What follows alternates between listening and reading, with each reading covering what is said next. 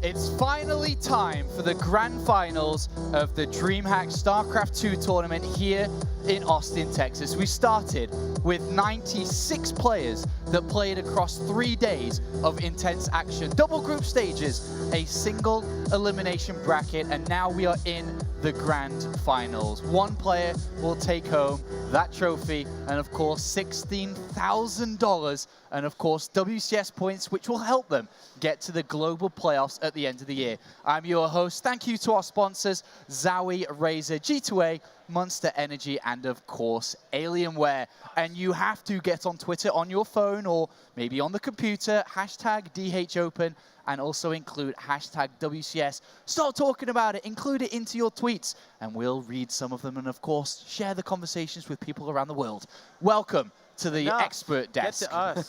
I know, the expert desk, that's what you guys are here for. I haven't got attention yet today, Sean. You've had a lot of attention. I love the coordination of blue, but you've got kind of purple-ish. You wore the same shirt 2 days in a row. No, what the hell? This is a completely different shirt.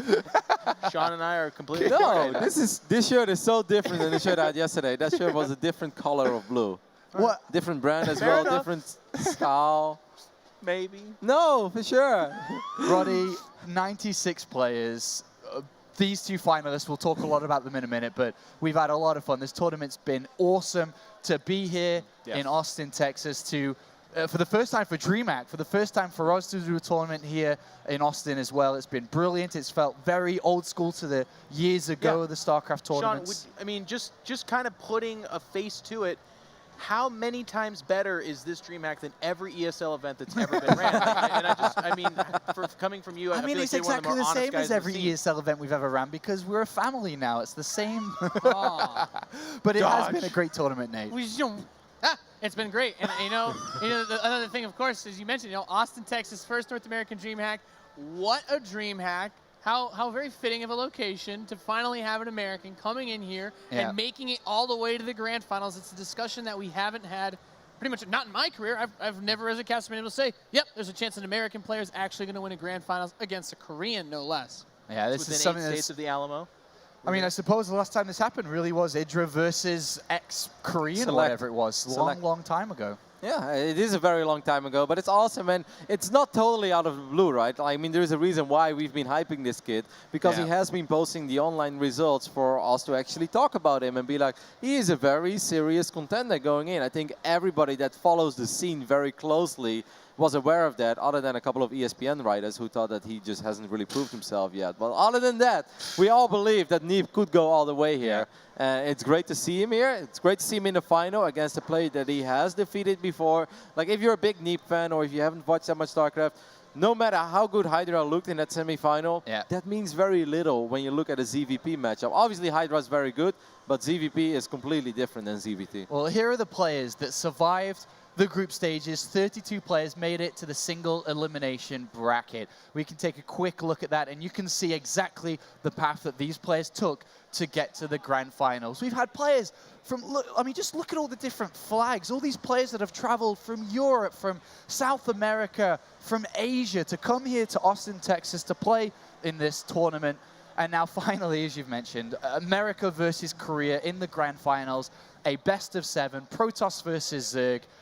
It's a big moment. This is, as you've all said throughout, and Nate just said now, we haven't seen this before in a very, very, very, very long time. And this has been the trials and tribulations of someone that could live up to be that legendary figure. Like, he hasn't done it just yet, but if he does do it, he would have done it over Snoot, the best foreigner, and then over Hydra, probably the final boss of WCS. Certainly last year, I think that was true. Polt, you might make an argument for Polt, but in this tournament, certainly not the case. Polt got dethroned. It's crazy to think if you just go back exactly 12 months ago, and you could say, yeah, okay, Hydra's in a final, cool. Who's he playing against? You know, especially in the WCS circuit, it's your Polt. Then all of a sudden, you know, started halfway through last year, it was like Lil Bo's coming in, and then it was, could it be Snoot? Maybe a Bunny? No, it's, you know, fast forward now, it's Neeb. I mean, new game, right? Back then we were playing Heart of the Swarm, and Neeb wasn't really playing all that much Heart of the Swarm anymore. He played it for a while, even as Protoss, but at a certain point was just like, ah. And the moment that Legacy of the Void beta came out, he went all out in that beta. He was ranked 1 Grandmaster League for a while in the beta when the Europeans didn't even know who it was because they knew about all of them. It's like, who is this guy? And they're like, could it be a North American? No. So who's the barcode, right? Like, is Lucifron coming back as Protoss or something? But it was Neeb all along. He like was an American. Yeah, it doesn't. So it's really cool to see that his hard work, at least when it comes to Legacy of the Void, is definitely paying off. I mean, I don't want to. I'm trying not to get too far ahead of myself talking about Neeb and thinking about Neeb, but for you two especially, there has to be this. Well, I can include you. You lived here for 4 years now. Thank you, Sean. Well. Thank you, Sean. A sense of pride. This is, you know, I mean, if this was an English player, which sadly I don't think is going to happen for a very, very long time. Glad the lad had his chance. For me, it's not like a, I don't, you know, like behind my monster truck, I don't have an American flag flapping in the wind. I'm like, Neeb out the window. But for me, it's like, you know, I was a player. Now I'm kind of on this side of things. I'm actually just excited for the scene because, again, there was definitely a time where it was very bleak, especially as a North American player. There was no tournaments over here. Teams weren't really thrilled about signing any American players. It was just kind of like, all right, well, I'll ladder a bunch and maybe I'll go somewhere. Now in this era with WCS, there's tournaments that are coming over here. We're gonna have Montreal in a little while. There are a few things they can play for, and in this WCS system, I mean, look, we saw Massa win $42,000 total in his earnings, and I don't think anyone was necessarily going to think that much money. And now Neeb has the potential to win $16,000 in a single weekend. I mean, that's just amazing. Yeah, we didn't really talk about that that much, but this is already the biggest payday of his career. Now that I come to think of it. Well, most of these guys. Gentlemen, we'll talk about the matchup again, but it is time. There is no point in waiting any longer. Let's begin.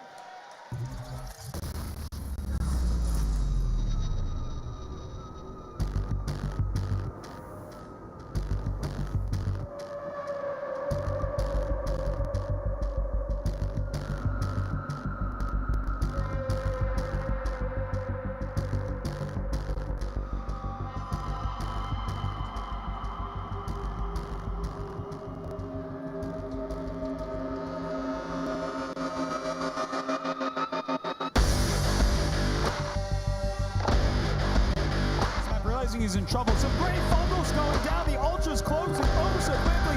Roach and Hydra all over the place. Big play coming out from 4GG. He runs straight past that tree, goes straight for the Roaches here. What a move, what a build, what a strategy.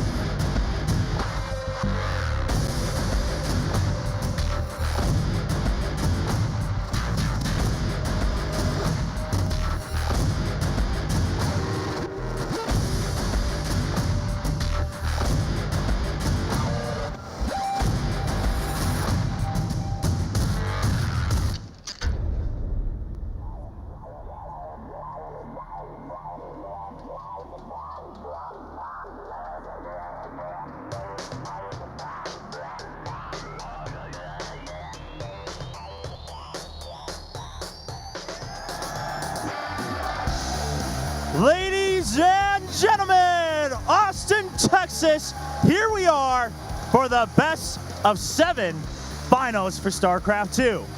We started with 96 players, and as we knocked each one out of the tournament, we're left with 2, and we couldn't have asked for a better final for the first Dreamhack here in America. And a proud American going up against a Korean. It's time to see who the best player was this weekend. I introduce to you your 2 finalists. It is Neeb and Hydra.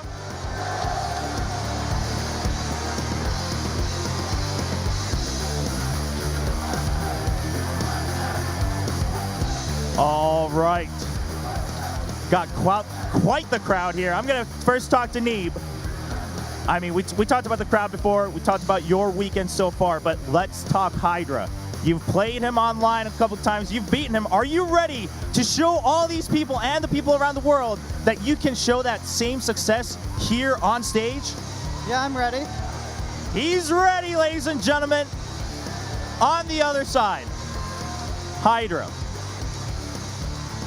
Listen.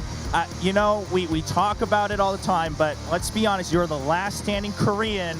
There's a lot of pressure here, and statistically, you're a past WCS champion. You've had all these other experiences on stage. How does that all come together? Do you think that gives you a strong advantage over Neeb? I probably have more experience than him, but I don't know. I don't know. I don't like talking too much, so let's get play. All right, let's talk more play. Well, shake hands and get ready because it's time for the finals of Dreamhack Austin!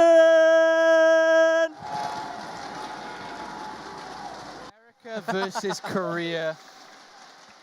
The best of 7 is just around the corners. Both players are now setting up on stage, making sure everything is ready moments before they go into, especially for Neeb, a special moment. This could be a very, very big moment, not just for Neeb, but for StarCraft in general. For Neeb to win against Hydra now would be huge. But let's bring it down a tone. Let's get realistic, I suppose, here. Is he capable of beating Hydra on stage? A lot of people tuning in right now are saying he's Korean, he's got a Korean flag next to him. Surely Hydra's going to win. Now, I absolutely believe that Neeb is capable of winning over here. I mean, he's done it before, and that wasn't for nothing. They were playing in WCS Challenger as well. Those are tournaments with money on the line. Hydra takes that serious, and I think his PVZ looks really, really good. If you could take out Snoot in the semifinals, even though I don't think those were like the most flawless games I've ever seen, and I think that Snoot maybe left a couple of opportunities, especially in Game 3. I believe he's capable of it. He might be a small underdog, but he's definitely not like a massive underdog. So, I mean, the experience that Hydra knows he has and we know he has surely must play into this final. Absolutely. Surely and playing in front of an audience like this and playing for something, that's also something as well. Like, the difference between first and second is a mountain. Like, placing second is nice, but people don't really typically super remember that. It's winning the tournament that actually lives on forever. Like, if Neeb never wins anything else ever again, we'll always talk about the Dreamhack Austin where he had this amazing run and finally put America back on the map in StarCraft. So there's a lot out there, but what I really like about this young guy is it doesn't super seem to phase him. I'm not just talking about like when we put the camera on, we're like, can I see his hands shaking? There's no sweat coming down. It's also in like they ask him questions in interviews. He's been talking with some of the other players. And they're like, who do you want to play against? A person came up to me and said, actually, they asked Neeb that very question. He said he wants to play Hydra. And it's for a lot of the reasons Kevin talked about. These guys have actually been kicking butt up and down the North American scene. And they've faced each other several times before. Neeb's won some, Hydra's won some, but he can do it, absolutely. Yep. It's been so amazing to follow that story this year because we had the same conversation all the way back in Dreamhack Leipzig where he did fall to Petit Drogo, and every tournament he's consistently stepped up. And we talk about Hydra, he went to Game 5 against Hydra where he lost in a brutal, super aggressive game on Arena. You know, 3-2 in Katowice, you can't discount that. That was, at that point, the biggest stage he'd been competing on. This is now a bigger stage, playing in the grand finals in his home country. There's a lot of value behind this, and I think people that count Neeb out are just people that haven't been following the underbelly side of the tournaments that long. You know, you watch the big stage events. Yeah, they haven't been getting that far. You know, there's only so many of those opportunities, but anyone who closely follows the American StarCraft scene, that follows Hydra, Neeb, you see these guys, Neeb and Puck, you know, especially, they've taken several series. It's not just, oh, they cheesed a game out of them in a qualifier. But Neeb came in first in the ladder qualifier for this season WCS Challenger, destroying both destroying both Pult and Hydra, as well as Puck. These are the guys that are going to step up, and anyone who discounts them is honestly just a fool. What's changed then, do you think, Kev, for these American players? I know they've always been there, they've always been decent, but now they're getting really good. What happened? I really don't know. I asked Puck about this as well, and Puck just said, like, I'm not even sure what changed. He's like, I'm just enjoying the game more than I've ever done. I think maybe Legacy of the Void has just really helped these guys in finding more motivation than they've ever had. Instead of forcing themselves to quote-unquote practice and get better, they actually just play the game because they love playing the game. Yeah. And I mean, you spoke about it as well a lot, Jeb. If you really want to get good, that's important, man. You really need to be enjoying it. And other than that, I don't know. I don't have an answer for it, but I agree with everything that Nate said. These guys, they're very good. They have a very real chance. And let's not forget, Katowice was also as big as it's ever going to get for Neeb Hydra. Went to Game 5, went to distance. You said it, rough game on the Arena. It was not Neeb who was the cheeser. Hydra cheesed in Game 5. And one other thing that I think is also worth mentioning in regards to the question you just asked Kev, is the scene as well for North America has been doing as much as it can to profit itself up. There's been so many tournaments to compete in, a lot of tournaments put on by organizations like Base Trade, even Neeb Sponsor running a big tournament over the last few months that gets all of these guys playing together so much more. The North American scene has really been coming together in the last 6 months with a lot more content, a lot more tournaments, and especially with the new WCS system, a lot more to play for, a lot more motivation, and just a better game in Legacy of the Void. I want to piggyback off that point because I think that's really good. For me, the biggest determinant factor is something more to play for, and I think WCS is really providing that. Because look, last year we had these same Koreans in these tournaments, and they were kicking butt. Like it was still the Violet Pult and Hydra show, and a little bit of Jaedong in there, and a couple others. But you'd go to a DreamHack, and then there would be 10 top-notch Koreans to get through. So that was, I think that's almost a different metric to look at. But these same players, who normally would also, by the way, get slaughtered by European players, are all of a sudden starting to step up to them. And I really think it's for the reasons that these guys had mentioned. It's because there's more to play for, there's more time to spend on this. And, and that makes StarCraft so much more exciting for me. I love watching top-notch Korean players. I love our European players. But the best and most healthy scene is where there's something exciting and fun to watch across the board. It used to just be like, I'll turn on GSL, and then I'll watch TLO, like make it to the round of 16, only to get absolutely obliterated by MC or something like that. But now, finally, the scene... Sorry, TLO, by the way, he's out there. He took $1,000 from an amateur in the BYOC, so I'm totally okay to tease the guy a little bit. But the scene is finally at a point where, yes, the Koreans are still head and shoulders better than everybody else, but we're fighting back a little bit. It's more interesting that way. All right, Kev, best of 7. We're going to play all maps in the current map pool. I mean, does that favor any sides? Does it hurt a side? Might actually favor Neeb a tiny bit. I think that this map pool is better than the one of the previous season. I was talking with Snoot about that early today, and Snoot is like, he's like, yeah, the one of previous season was a little better for Zerg. I mean, there's no more Central Protocol. That was a very good Zerg map. There's no more Lateral Crest, which was also a pretty damn good Zerg map. Right now, you've got Core Hall Knockage, which apparently Hydra's not a fan of at all. Hydra even said, we'll play that one first. You have a free win, because I don't even want to play on it. There is Prion Terraces, and I do have to say that, like, we saw what Neeb thought he could do against Snoot, and it was, to be honest, it was actually pretty unimpressive in terms of, like, I'm going to hide kind of an adept, not an all-in, but like a timing attack. It absolutely got held off, and then his plan B was just to expand, which felt so good, because I was like, good, that's the idiot move I make every time, too. And it, of course, got shut down. But then that's when he shined, and that was cool. But the point I'm trying to make here is, man, he's got to do something different there because Hydra's not going to give him that room to breathe. If you make any one of those mistakes that he made against Snoot, game over. And that's the difference, I think, between a Hydra and a Snoot. I think Snoot is still finding his super champion form. He doesn't have necessarily, at least in this tournament, the big killer instinct of like, oh, you made a mistake, there's no door open to you. Hydra, he is that guy. You make a mistake against Hydra, you're done. There's not going to be many comebacks unless you're Lilbo from last year. I really think that Dusk Towers is going to be an incredibly important map here. I wasn't sure about the order. I'm not sure when it is being played exactly. I can look it up soon. But I really feel if you win that one, the most fair, straightforward map, I think that's a great mental victory on both sides. And then, of course, either race has like 1 or 2 maps which are like, I like playing on this one. I don't really like playing on that. But I think if you win on Dusk, you're like, all right, I can actually close out this series. Because if I win on this one, I'm probably the better player today. Dusk, Frozen Temple. There's a couple. I mean, this is a much better map pool, I think. And also, let's give credit where credit's due. There definitely was a fair amount of whining when this first came out. But as everything in StarCraft, we had to kind of figure things out, and it's not quite as imbalanced as it used to be. Yeah. Although Prion Terraces still does suck a lot.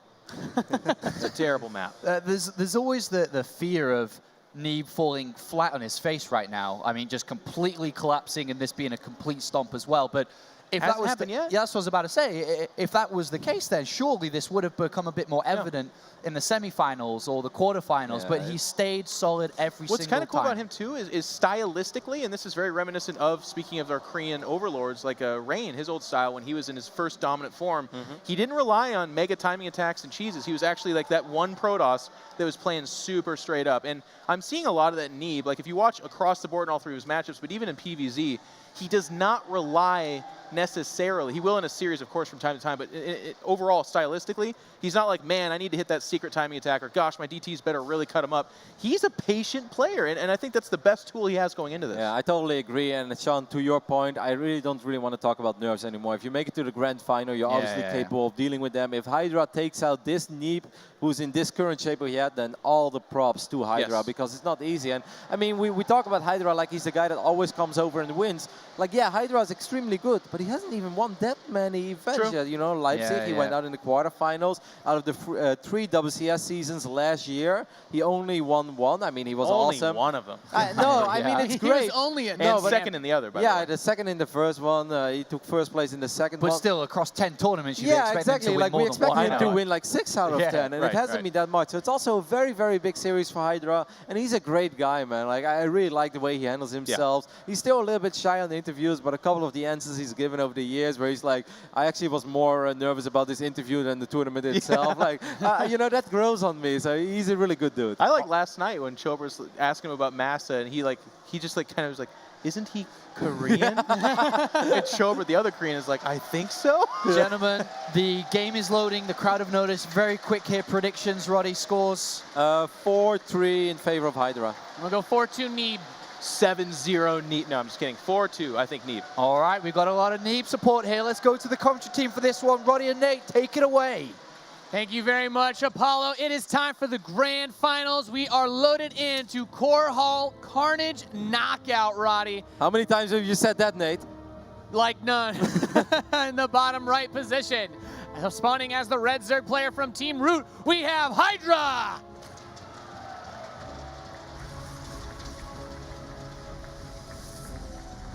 Looking to reassert himself after his nemesis Pult was removed. But can this young man bring the hopes and dreams of the United States to fruition? Give it up for Ting's Neeb! The most interesting chant of all time, you know? This Texas crowd, they've got a good Neeb. It's a long, deep one, you know? Yeah, Neeb. All right. I ask you, how many times do you said it, Nate? Because I haven't casted a whole lot of games on this map. Maybe 1 or 2 over the past few weeks, but not more than that. Obviously, I've played my fair amount on it because I don't really like to veto maps. I don't like it that much as a Protoss. However, Hydra said that he didn't like it, and that's much more important than my own personal experience. I can imagine why he doesn't like it, because if you open up with a Zealot, you knock down the cooling tower. You can sit here very comfortably as a Protoss for a while. You can go up to 3 bases completely uncontested, unless Hydra goes through a cooling tower or goes through debris, but that's annoying, and that also reveals your hand and gives plenty of time for Protoss to maybe get a couple of sentries out and whatever. So I can see why Hydra doesn't like it. However, I really wonder how much Neeb actually does like it. Yeah, it's interesting to consider in terms of what types of units these players like to use. You know, Protoss, of course, those choke points can always be useful for things like force fields, your mortal adept attacks, and I think this map, it's more about expanding, because there's no bases in the center of the map. You have that one gold base. There's that one gold base, but it's not an expansion that you normally take, so you're constantly spreading in a ring around the map, and that kind of forces you. You're attacking either clockwise or counterclockwise, but you don't have those big open engagements, and that's where we've seen Neeb falter, even in his games against Snoot. It was where those Banelings, those Zerglings had a large amount of area to envelop that Protoss force. On this map, highly unlikely he's going to be able to get those positions. I know, you're spot on. I took that base once just for fun because it looked so cool. It's like, wow, my mineral patches are in a circle around my nexus. I gotta try that once. That's awesome. We see one adept being produced over here by Neeb. I think he's gonna let that shade finish. Indeed, he's gonna send it across the map. Sometimes even a single adept can get a little bit of work done, but since speed is more than halfway done, I don't think that's going to be the case. This could already be annoying, but the mothership core is about to pop, so Neeb should not lose any workers here if he would somehow end up losing a single probe. That's frustrating. Look at this adept doing work, Nate, on the other side of the map. This is a really solid start. Two drones already. Getting a good amount of scouting information, seeing everything that there is to see. And the drone's already pre-posed, like, okay, do we have to go for it? Nope, not quite.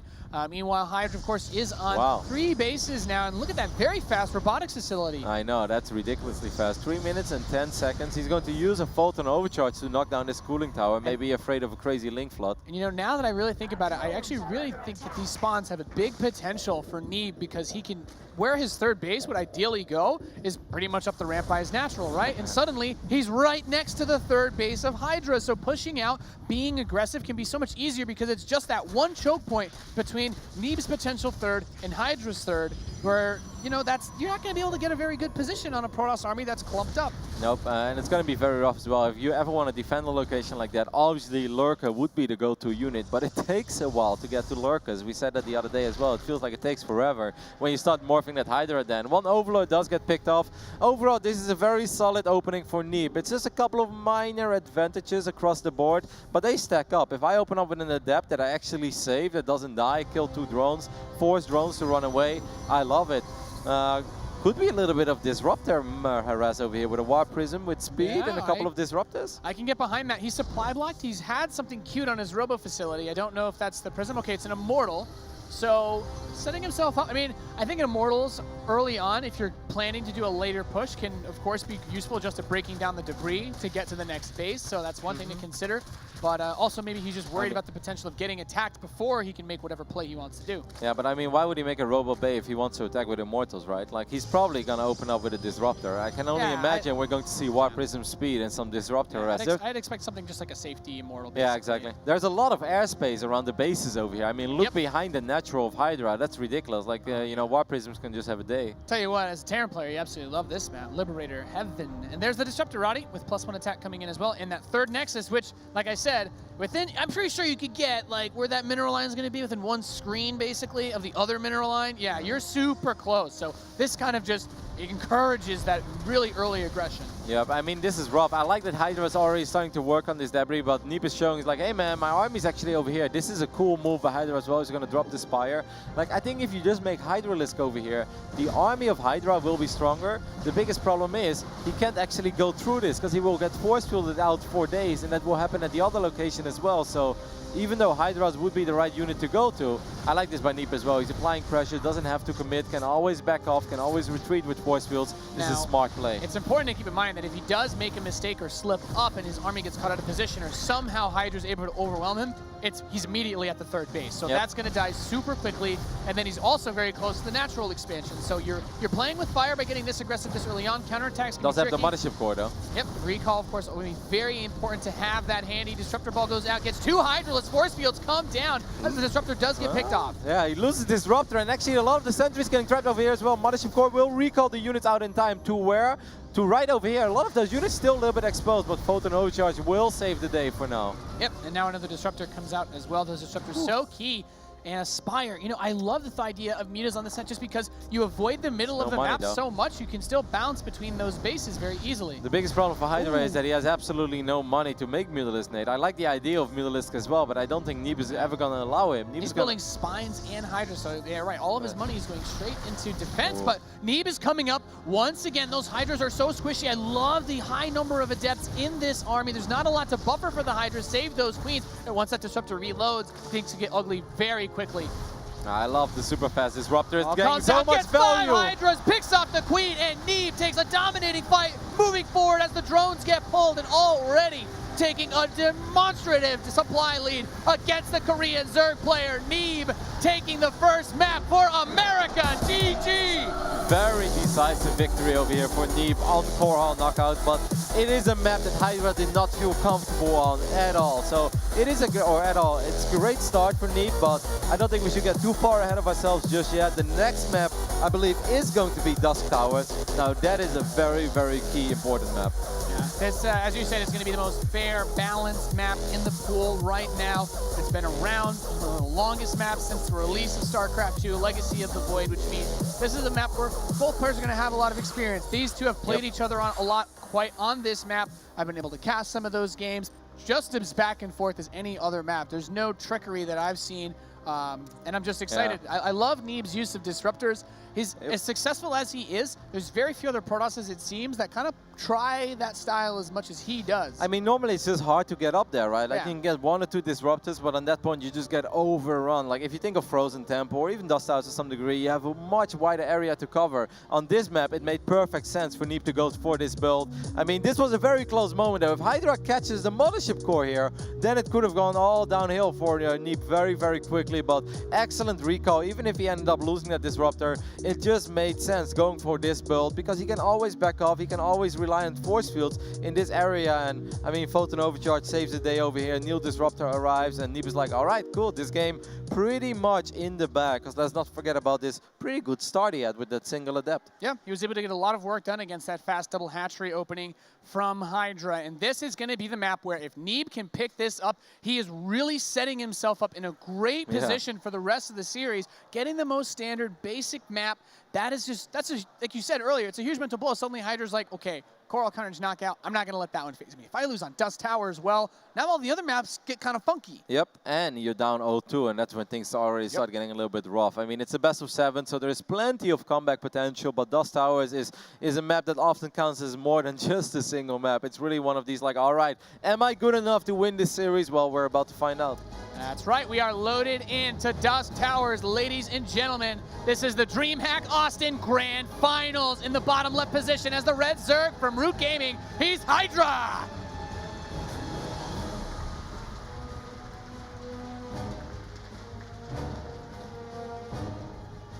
And lots of cheers in the crowd, especially for this young man hailing from New York. He is Ting's Neeb. How awesome must that feel to come out here and make it this far? There's so many tournaments that happen in StarCraft, Kev, but to be able to do it in your own country as an American must be really something special. We have had so few events, and this one has really been amazing. No, absolutely. I couldn't agree more. I would like to speak from my own experience, but I don't have any, Nate. I never really did all that well. We didn't have too many tournaments in my city either. A long, long time ago when I played. But I can only imagine. You can see it, man. He just looks happy on stage. He looks comfortable, and above all, he's just playing excellent StarCraft so far. But once again, this is a very, very big map. So far, Neeb going for a very standard opening. Gate into Nexus, followed up with the Cyber Core. He is going to scout over here as well. He's going to see everything looks normal, except for the fact, which is not crazy, that Hydra expanded first on the low ground rather than taking his pocket expand.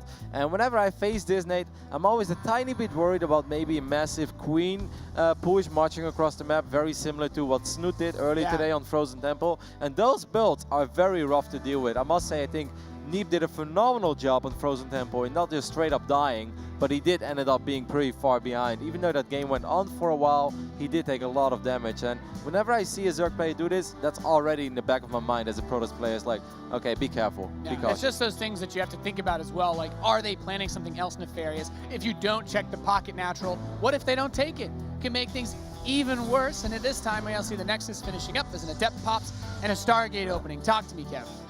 You know, I love it, Nate. I mean, I'm not sure if Neeb is going to open up with an Oracle or a Phoenix over here. That's often personal preference, right? I like my Phoenix play. I think Neeb likes his Phoenix play as well. His Phoenix control is excellent, never really just suicides them.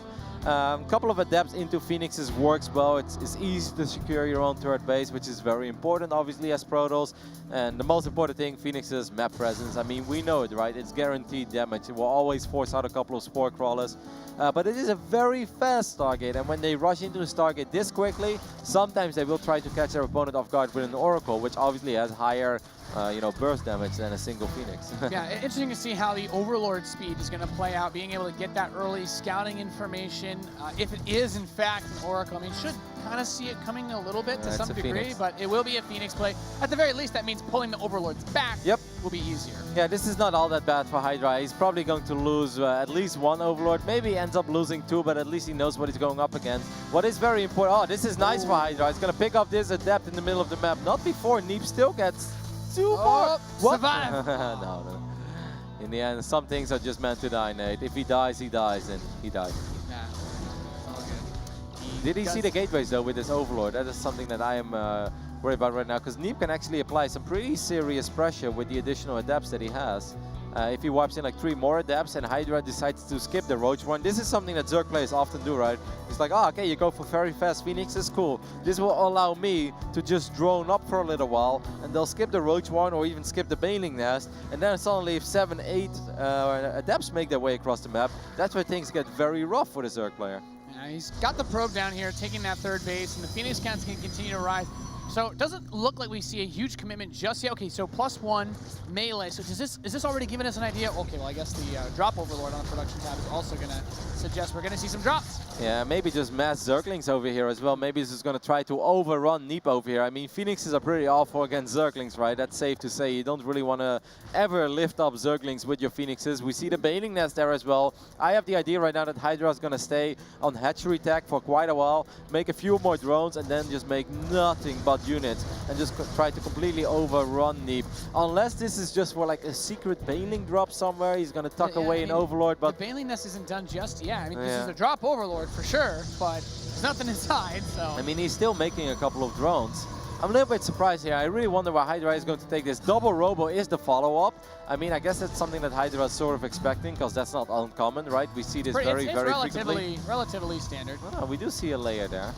So what exactly, it's kind of an interesting choice to just throw it into Scout. I mean, the probes are running away. They don't know it's empty, so I guess it's getting some value. Yeah, normally you want to do this, right? If people just tuning in wondering, what on earth is Neeb doing? It's because most of the time when you see this in this phase in the game, it means Baneling drops are coming. Exactly, and if you don't move away your pros from Baneling drops, you're going to lose all of them. Yeah, you lose them all. And then you're way behind and everything just goes terrible. Look at the work account. I mean, 70 drones right now for Hydra. He does, of course, have this fort base already. He's going to have very, very quick access to +1.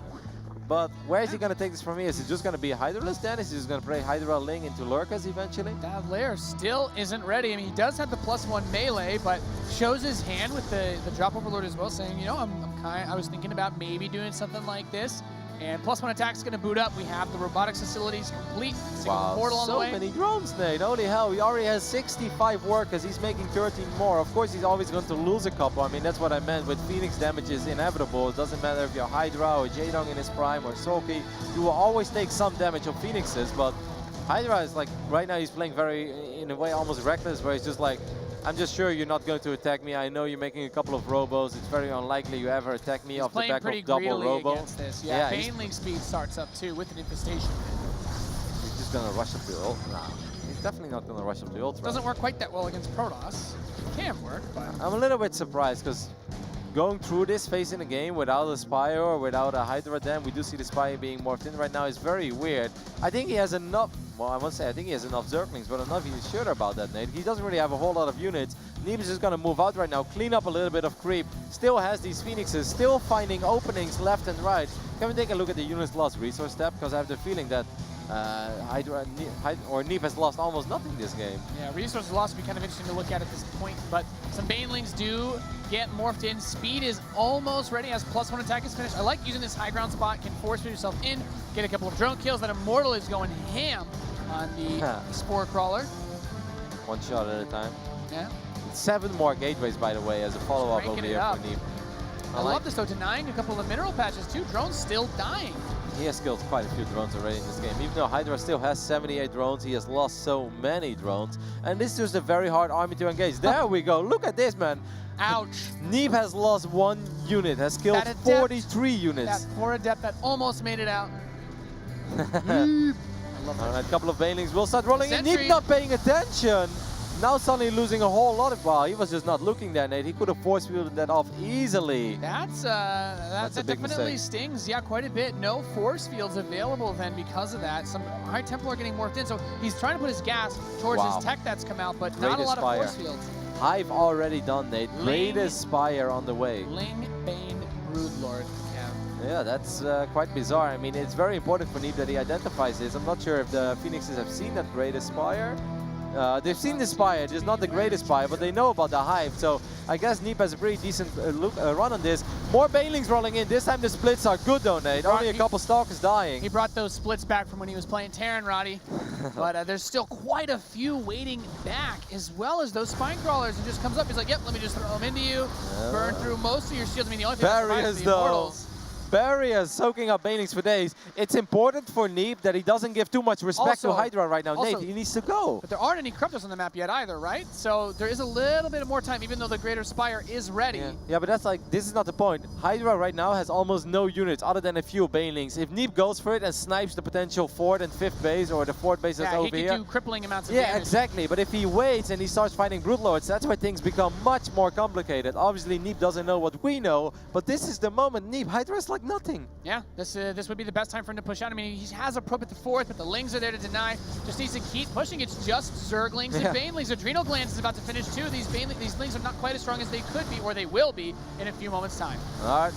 I like that he's going for these splits, though. Comes up, the Immortals soak up a lot of the damage. Lings coming in from behind at the same time. More Stalkers being warped in as +2 attack finishes. Adrenal Glands is done, but the Immortals and the Stalkers are still standing strong. The Banelings have been cleaned up. The Immortals will mow and plow straight through these Spores and Spines. Will the Ling reinforcements be enough? 18 Banelings on the way. I love it. Adepts being warped in. I was about to call for it. He could really use a couple of Adepts just to make sure they can tank a little bit more against those Zerglings, and they can actually deal with Zerglings a little better than Immortals and Stalkers can. It's a lot of Zerglings over here though for Hydra. Good pickups on the Immortals, but the Banelings connect with everything. Those Baneling detonations, they get right between all of those units. You'd think, oh, most of them are armored. Well, Banelings can still be pretty damn good if you're hitting enough units at one time. And now we see, Kev, the first Corruptors are on the production tab. We are going to see possibly those Broodlords very soon. Keep in mind, you didn't knock down those bases. The economy is still in place to power up and move into that hive tech. What happened with those Terran splits, Nate, that you were talking about? You know, I'll admit, Kev, your Protoss units are too slow for me.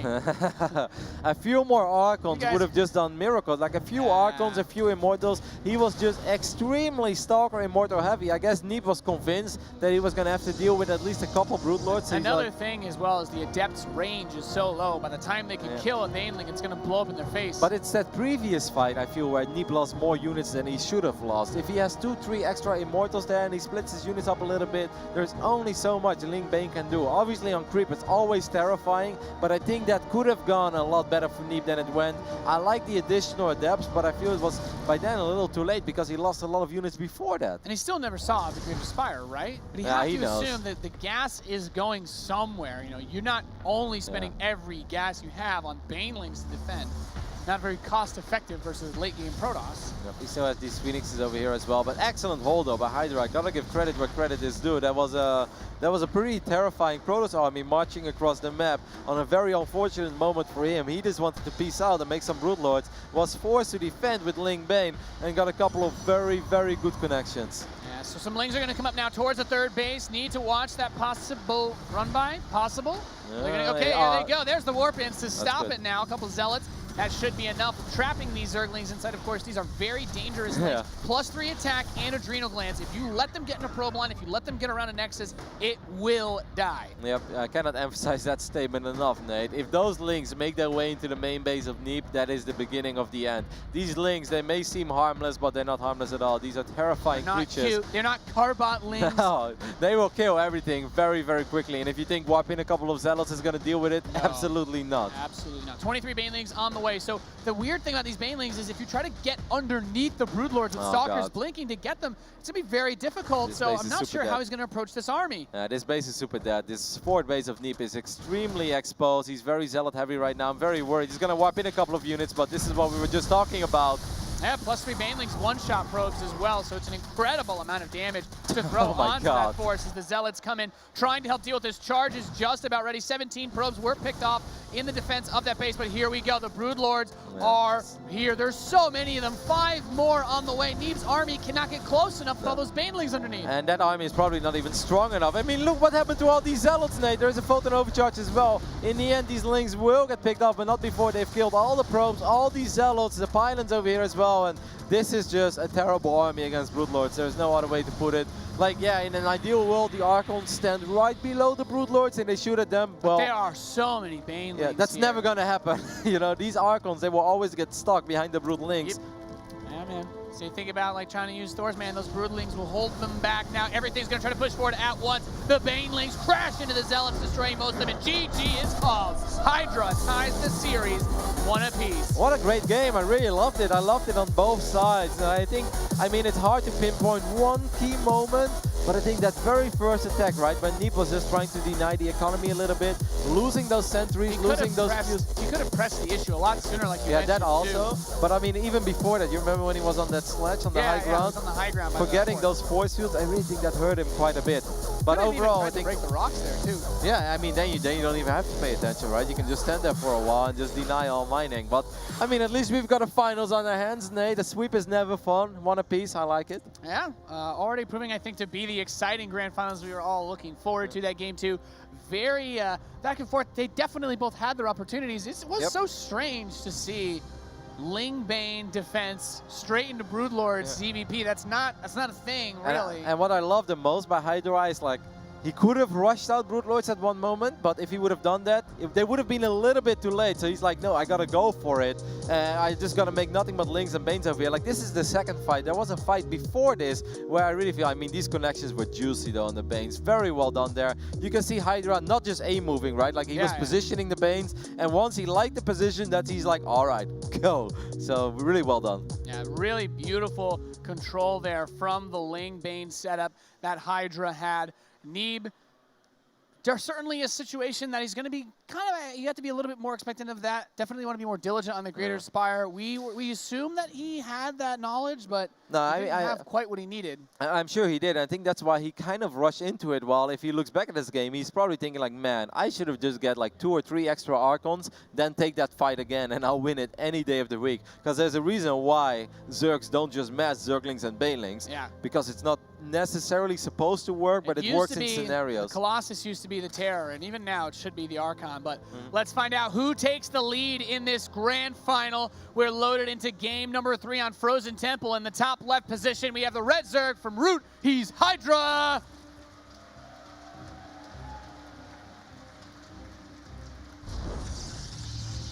And facing off against him, taking the first map in this series. Can he go back ahead in the bottom right, representing Ting? He is Neeb.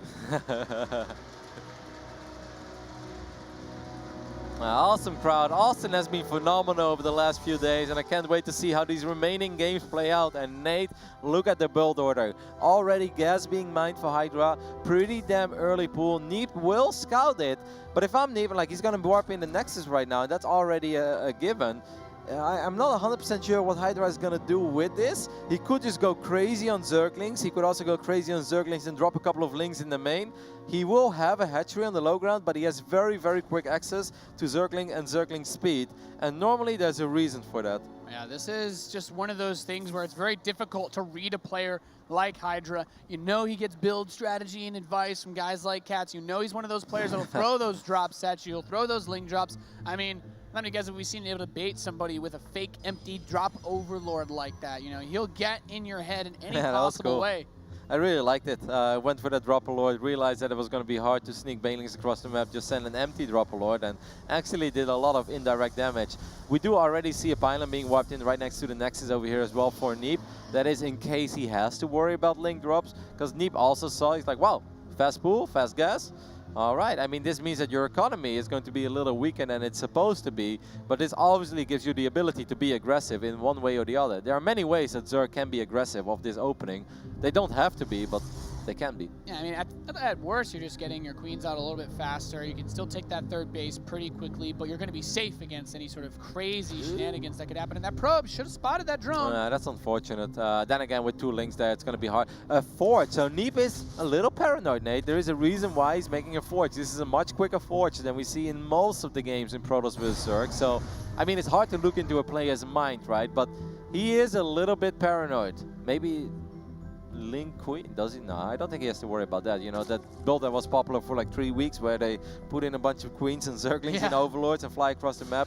But I don't see that happening over here. So I'm not 100% sure what Neeb is thinking of. Yeah, and a fast sentry, so... Yeah, he's worried. Like, he's worried about the aggression because he scouted it.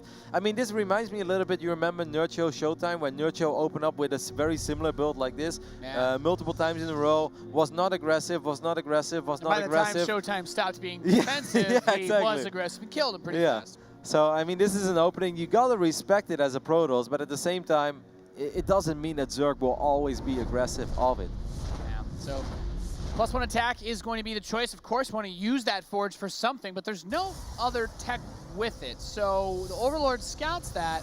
I mean, as Hydra, you're like, okay, maybe he thought he was going to be attacked, but as Neeb, what do you do with this off of 2 bases? I don't know, man. +1's pretty nice. I mean, I was going to say, like, I know that +1 used to be, like, the thing for Zealot attacks, but Adepts are just generally better in low numbers. This like Legacy of the Void is not the type of game where you can open up with a bunch of Zealots and just throw them away, and if they trade well, great. If they didn't, it's no problem. Like, no. I mean, people are too good in this day and age. They will capitalize on you wasting 5-6 Zealots and not getting a whole lot done with it. But maybe it's just going to be like, all right, I have good upgrades for the rest of the game. It's going to help securing this base. I mean, if he goes up to 3 bases right now, that's still very quick, Nate. That's 4 minutes and 30 seconds. That's very very healthy. Now, Lair's halfway done, and Twilight Council follow-up, so it could be going into a very fast +2 as well. I mean, Adepts with +1 will at least still two-shot workers.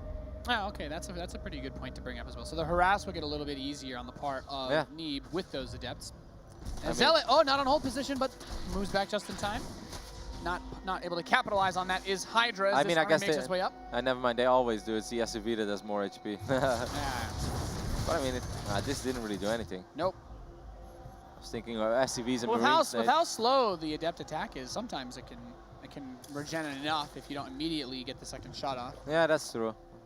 Dance a little bit back and I forth. thought I killed drones for free when I played Protoss. I learned that one quickly. I'm like, you do have to finish the drone off. I mean, good scout over here by Hydra. Scouts is a main base. Probably a little bit confused about that push as well. He's going to be even more confused when he's like, wow, you're still on 3 bases. That's very nice because, I mean, Neeb had the potential to actually go up to 3 bases there. He's making more sentries, by the way, Nate. I mean, he's just going to make a massive blink stock.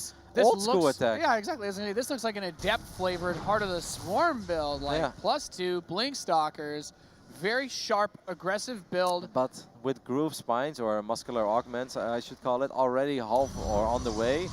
I'm not sure. I mean, this Nexus feels a little bit fake to me. TLO would say it's transitional, and that could be the case as well, because you do mine out your main base very quickly.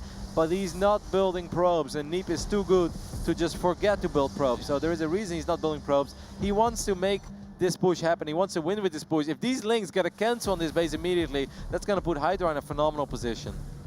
Yeah, so +2 is about to finish. Blink is about to finish. And as you said, muscular augments a little over halfway done now. Once that finishes, those Hydras move a bit faster off creep. They get an extra range. It makes them so much more fearsome. And as the army moves out, smack dab in the middle of an Overlord. Yep, but that's a great scout though for Hydra. That's going to allow him to reposition his army. And it's going to be like, all right, I'll just make sure that you can't walk up this ramp anymore. And if he would be able to walk up the ramp, then he could just drop force fields and zone the Zerg army away.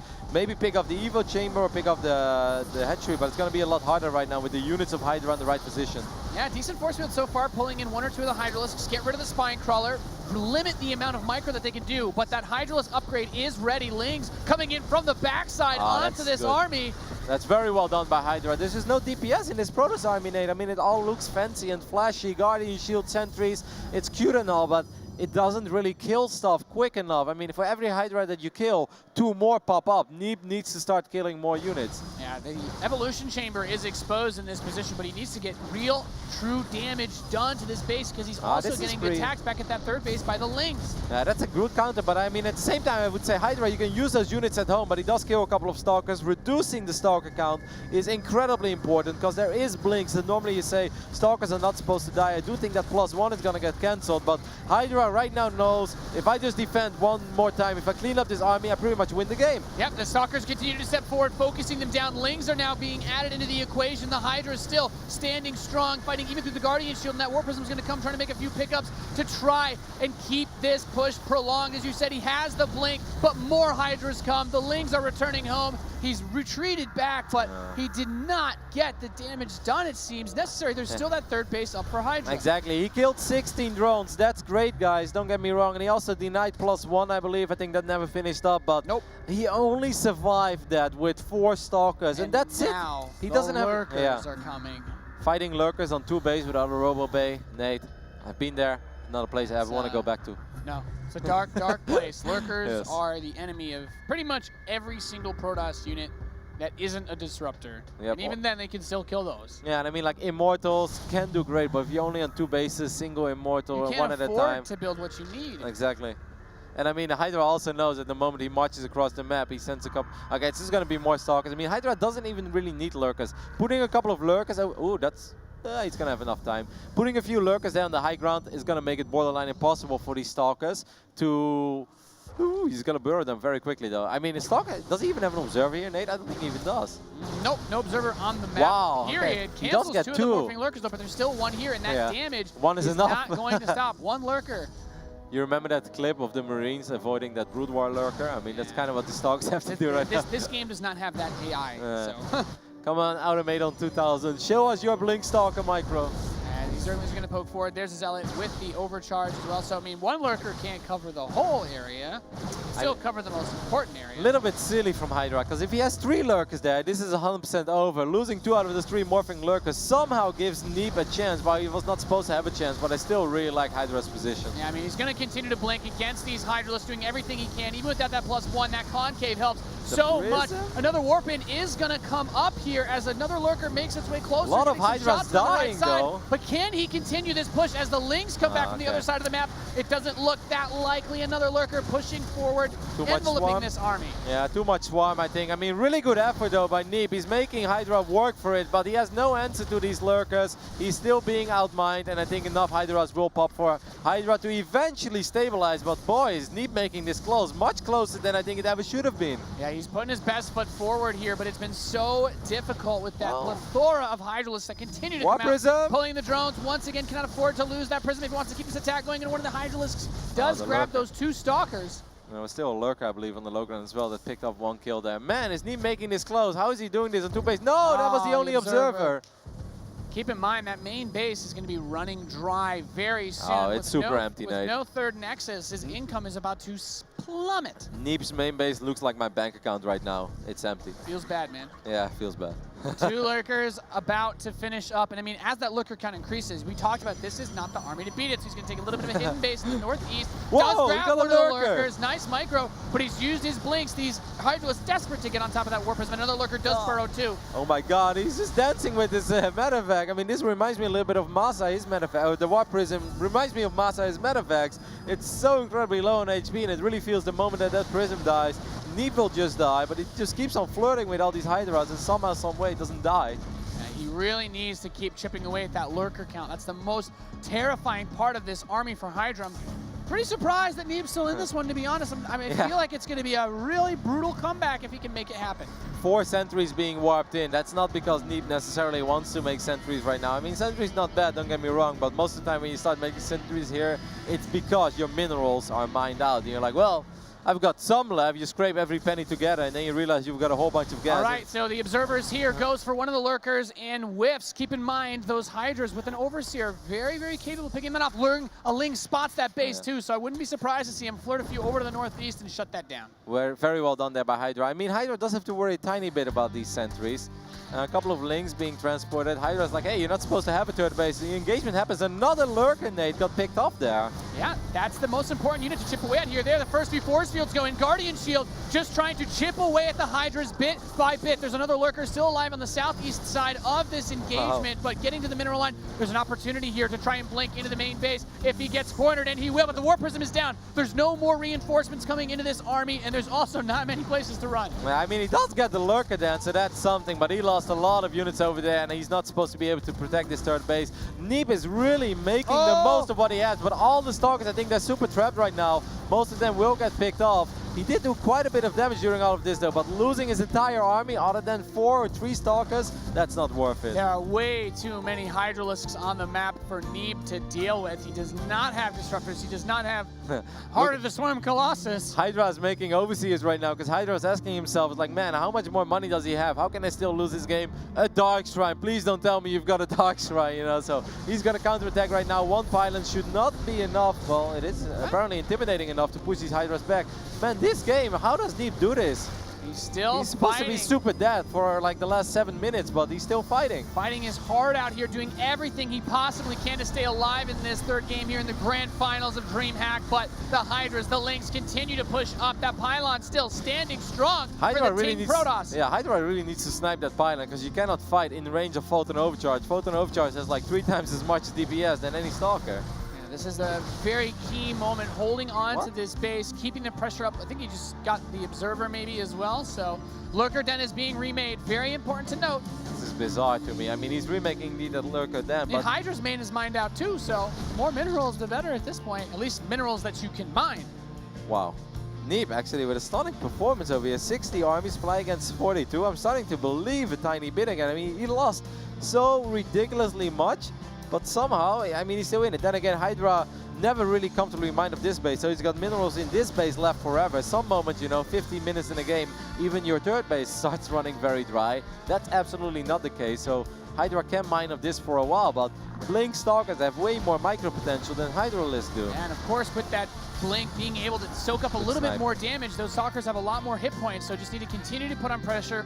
I mean, once that Lurker Den finishes, look at the gas bank for Hydra. He's suffering from the same thing you were talking about, Roddy, and that is that gas floating as your mineral income drops. He does drop a fourth hatchery. Very important that he eventually has a place to transfer some of these drones to. What I also really like is that Hydra has been sniping sentries in these fights. He realizes that Neeb is very good. He's not going to lose too many Stalkers. He will lose a couple of over here, but he always gets the sentry. This fight's starting to go pretty south here. Neeb taking a lot of damage. Look how many low health Stalkers there are. These Hydras just attack so fast. Stutter stepping forward and destroying the majority of this army. Wow, GG. That was an awesome fight by Hydra. The way he started to step those Hydras, he realized that as long as my Hydras can be close enough to those Stalkers, I can win that fight. And he didn't hesitate. He didn't second guess himself once. No, he started stepping. He went all the way in. That was really cool to watch.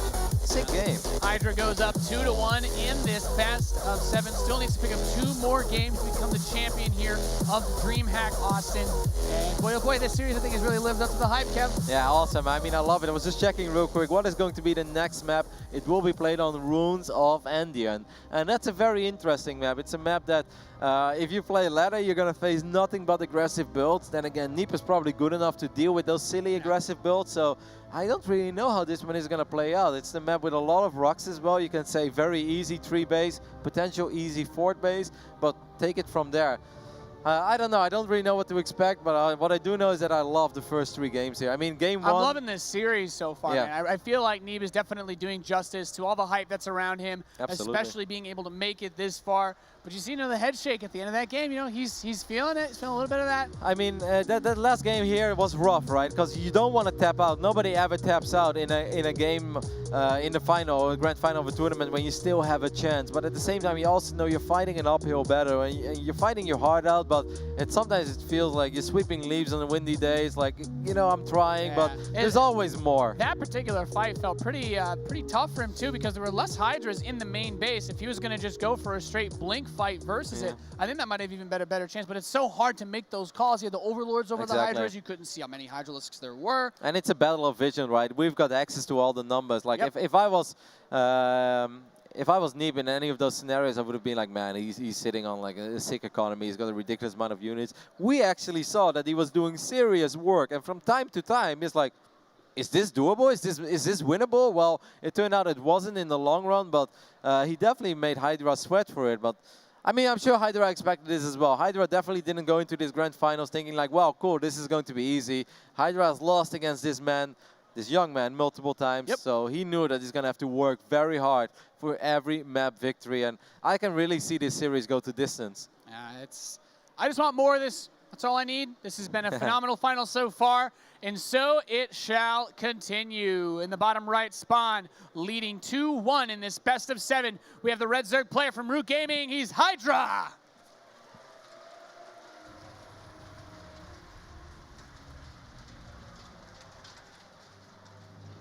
And this man in the bottom left needs to win this one to tie it up. Can he do it from Ting? He's Neeb. This chant, Nate.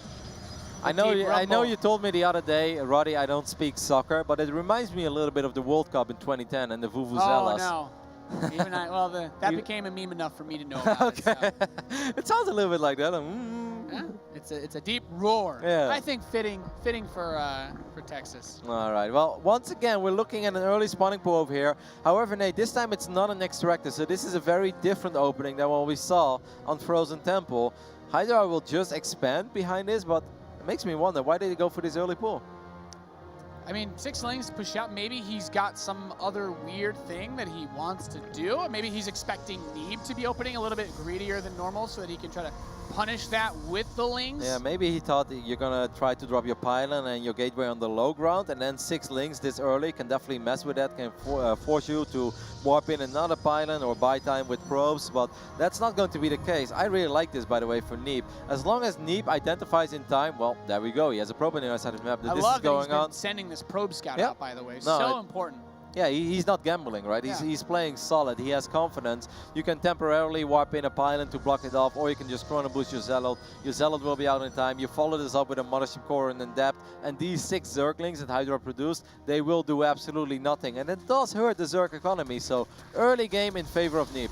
All right, well, these Lings started a little bit of a nibbling on that Nexus, but the Oh, Zealot if he is gets this here. around, that would be nice for Hydra, though. He's got to put his back against the wall, fight minimal surface area against these Zerglings. Pretty good micro by Hydra, pulling the weakest Zerglings back. He kills the Zealot. Adept is about to pop. These Lings have lost some health, so if the probes have to bring their tasers out, shouldn't be too bad. Yeah, but this is already something very well done there by Hydra, pretending to go for the Nexus, just hoping that that Zealot went out of position. I don't think that Neeb had to remove his Zealot, because it's not like 6 Zerglings are going to kill your Nexus in time. This hurts your Protoss economy quite a bit. This disrupts the build order, delays any additional tech. So even though he cleans it up, Hydra got maximum value out of a pretty bad scenario. Yeah, nice little pressure here put on early in game number 4 of the grand final. Hydra looking to secure Stargate. another championship. Stargate, it's going to be once again right below the Overlord. Feels bad, man. Yeah, so that can be unfortunate. I don't really, I have to admit, I do this sometimes myself as well. And then people ask me, it's like, why do you do it? Don't you want to hide your Stargate? I mean, yes and no. I feel with, like, if you want to go Oracle and it comes as a surprise, yeah, obviously you want to hide the Stargate, right? Because if the Oracle flies into Spore Crawlers, it's useless. But Phoenixes, the fact that Phoenixes will do damage is inevitable. If it comes as a surprise, it's a little bit better. Often Overlords are a little bit more exposed, and Spore Crawlers could be a little bit later and out of position, but Phoenixes will always do damage. Yep. All right, so this Ling still running around being annoying, does get picked off by that Adept as Mothership Core pops out. What will come of this Stargate? Phoenix, I think, fair play, especially since, as you said, the Overlord sees it very early on. You're not going to do something really weird in front of your opponent. I would just drop a fleet beacon right next to it. Mind games.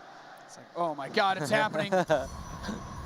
So Neeb just going up to 3 bases very quick over here. Makes sense. I mean, we talked a little bit about these rocks. He can always knock down those rocks. And then he's safe, doesn't have to worry about anything. But he also knew that the gas was late of Hydra.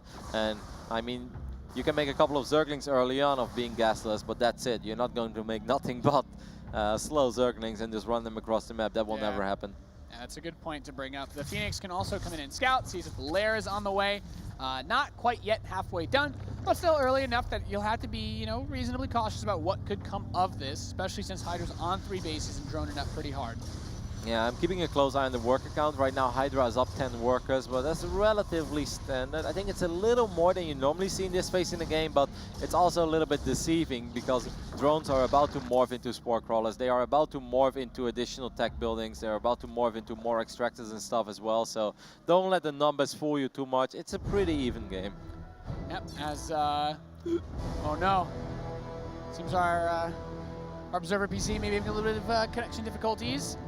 But that would make it difficult for us as well to cast this game, Nate. Yeah, as some people, you know, talk about your great knowledge of PvZ, but I don't know if you're the literal Oracle. Yeah, I don't know if I can do it without actually watching the game. I can make a pretty accurate prediction about how the rest of this game will go, I think, but... just in case a headset comes off, maybe not. Yeah. No, I was not. I wouldn't want to go there, Nate. No. Hopefully this will be resolved real soon and we can just continue these I grand don't know finals. what your prediction would have been. I thought the Hyperion was going to warp in and just mess up both of them, but... You thought Zeratul was going to like land from the sky over here? Zeratul's going to be like, look, man, Neeb's the chosen one. You got to back off. Not quite how it works. All right, well, we'll see. Hopefully we can continue the grand finals real soon. Games have been good so far. The entire tournament has been awesome. Really had a lot of fun. If you guys just joined us online, welcome. There is $16,000 on the line for the winner of this tournament. And if you finish up as runner-up, then you'll still walk away with $8,000. And of course, plenty of WCS points on the line as well. I believe you get 1,000 points if you win this tournament, Nathan? Something like that. It's a lot of points. It's a lot of points, Kev. You're supposed to know these things, Nate. Both of these guys are expecting to win a tournament at some point in this year, right. I would say both of them would have that expectation of themselves. We are back in the game. Double robotics facility transition for Neeb and Phoenix aplenty, roaming around and looking for kills. Yeah, would have been my prediction, by the way. Double Robo, a couple of Immortals, and then obviously Neeb would like to sing this game into Disruptors. Hydra has multiple ways, or sing this game out until he reaches Disruptors. Hydra with a pretty fast Lurker Den, and I'm saying pretty fast because I don't even think he's got the Hydra upgrade yet, right? It's a pretty quick Yeah, pretty quick lurker den, especially considering how good it's been against the sort of armies that Neeb's been putting together. We haven't yet seen in this matchup, you know, as much as it's happened before, the disruptor play. And that is one of the things that he's loved to use against this sort of setup from Hydra. I think Neeb just loves disruptors, period. If the game goes like this is where he excels. This is where he thrives. He loves just walking around with that big Protoss army, having a couple of disruptors, and we saw how good he was with them against Snoot as well on Prion terraces. I mean, the most beautiful thing he did is the hardest thing to see, is that he's always out there with his army. So A, Snoot has to worry about it, or any Zerg would have to worry about disruptor hits landing on their army. And if they want to chase, that's phenomenal. It's nothing. There's nothing in this game that's harder to chase than disruptors, because you're literally running into your death over and over and over again. I mean, it's a calculated gamble. If you're able to get to the disruptor in time and kill it, the shot doesn't go off. This is really hard to engage into. If you're not, you lose everything. So there's the robotics bay on the way. Keep in mind, this is a super fast lurker den, so this army is not going to be expecting, I would say, to have lurkers at his front door this fast. I don't think Neeb is paying attention over here. Look at all these sentries. They're super exposed. I think he was looking at his phoenixes. Now he pays attention, and he's like, well, I've got a couple of pylons over here as well. 7 lurkers are morphing behind this. Very fast attack here by Hydra. I mean, much faster than it normally hits. I do like this, instead of playing it slow and steady and letting Neeb get up to his disruptor count. Try to fight before this, but he's still got to worry about force fields, Nate. And this is so much coming out of Hydra down the ramp. There's the overcharge on the pylons, cleaning up the links, but you know, the Immortals, a couple of the barriers do get triggered. One of the Immortals is picked up, and there's still so many lurkers. This is a really good build by Hydra, and it's hitting very hard. One more photon overcharge will go down. Good force fields here, though, by Neeb. That's going to allow him to chew off a couple of units. He's still building Immortals. Okay, he cancels them. Now disruptors are on the way, but that's smart. He doesn't have enough Mothership Core energy, I think, to buy time for them. Yeah, I mean, losing the fort base, I don't think that means that he's necessarily losing the game. Neeb's got to sacrifice this. He has made great calls throughout this entire tournament, and right now he needs to make the call of, I cannot defend this base, let it go. Yeah, he does. Doesn't look like there's a cancel on that one, but this is it. This is everything now for Neeb. These 2 disruptors that are about to pop out need to get some critical hits. Great force field to peel off more of the Hydralisks, as those are going to help push those back. Here we go. Disruptors are going to come out. 2 Purification Novas go out. Gets one of the lurkers. Well, that's something. I mean, 1 lurker at a time will probably still keep him alive. I mean, Hydra is also very committed to this attack. More Hydras are streaming across the map for him. I mean, the upgrade is done. Yeah, okay. The upgrade is done. He just got it after he got lurkers already. All right. And they're great force fields, pulls a few more of the Hydras in, but yeah, gets rid of one of the disruptors. Another shot is going to go out, hits 2 of the lurkers, finishing one of them off, but another one still has enough health. Does he have an observer, though? I don't see any observer. He's only doing the disruptors. He has one, but it's not here. One disruptor will connect and pick off one more lurker. This is getting very, very close. Neeb is down 20 supply, but if he survives, I still think he's in a great position. Okay, oh no, the robots are unpowered now as well, Nate, and one more disruptor falls. 2 pylons start up. That observer is precious cargo with the robotics facilities unpowered. Can he that's dive? so rough. Can he dive on top of those lurkers and then clean up the rest of the army? I don't know. I mean, he needs to go. He cannot lose these robots. He really needs to power up these robots again, make sure they're back online. Picks off lurkers with that army left on the 3rd base. Very well done here. Yeah, there's still 1 lurker remaining on the right side of that army. If he can get that, regroup with there were a couple disruptors that are building. Maybe he can try to pull something together here. One robot, oh my god, the disruptor was almost out, but it will get picked off in the end. The 2nd robotics facility does survive, but 1 more disruptor falls. It's such a close battle, but it seems like Hydra has done it. He shoots, he misses. The Novel Hydralisks continue to lambast this natural expansion. There's not much left here to defend. Such a close fight. This was really, really close, but it seems like Hydra just has enough in the end.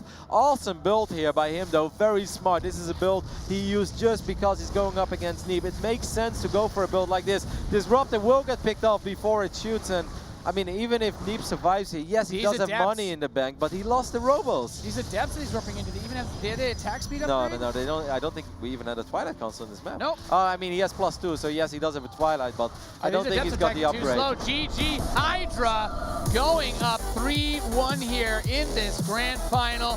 1 map away. I love this championship. I mean, Nate, I'm a Protoss player. I'm a Protoss player, and I love Protoss builds in general, but this was a phenomenal build by Hydra to go for on this map. Rushing up to that lurker den, not delaying it by going for that muscular augments first, but no, just going straight lurkers, denying the fort base, then going for the Hydra upgrade and then just reinforcing and being aware, like, yes, my Hydras are slow, but the fight is not about my Hydralisk, it's about my Lurkers. And I've got my Lurkers so much quicker than I normally have, because normally the phase in the game is like, Zerg's got Lurkers, Protoss got Disruptors, all right, let's dance, you know. But most of the time that dance is pretty good as a Protoss. Like, that's the way I like to tango. But this turns it upside down. So fast. Like, if we just imagine that he gets the muscular augments upgrade before he goes into Lurker Den, you've got a couple Disruptors out by the time the Lurkers are attacking. So it was a perfect timing. That's a dirty build. If you're a Protoss on ladder, look out. I'm sure a lot of people will be trying stuff like that. That was a very sharp timing he was able to I mean, hit. like, that's the word, right? This is actually the right way to use the word timing. I think a word that has been often just thrown around when it doesn't make any sense, but this was an excellent timing by Hydra. He had his build set out, went for it right off the get-go, and he just executed his build, I would say, almost flawlessly, even against all these force fields. That's not easy, man, but he just got good trades over and over again. One moment, I think it got incredibly close, and if those robos would have stayed online, maybe it would have been different. Maybe 2 Disruptors could have turned it around. Just a really cool game, very action-packed. Yeah, just an absolutely awesome game to watch. This series has been getting a little bit rough now for Neeb. Now it's all on the line for him, man. I'm so very proud of him. He's come a very long way, but he's got a very long way to go to be able to clean up this series. I was thinking of the map right now. Let me just take a look real quick because I wrote it down before. Ooh, Brian. So that's going to be the next map that they will be playing on. Ladies and gentlemen, we're going to go to a short commercial break. When we come back, we will continue the grand finals here of StarCraft II Legacy of the Void at Dreamhack Austin. Thank you. We'll be right back.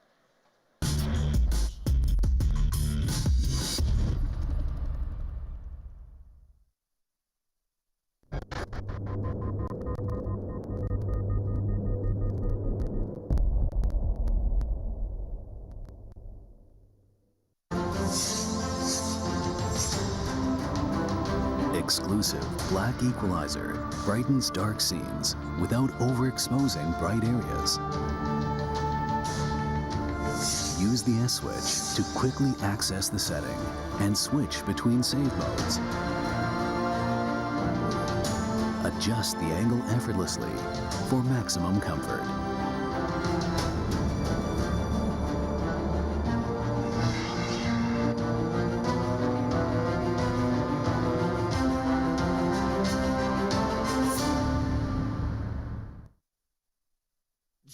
G2A.com, the best video game store ever! Fast as lightning, solid as a rock, cheap as duck! What's more, you can sell on it because it's also a marketplace. Remember G2A.com, the best video game store ever!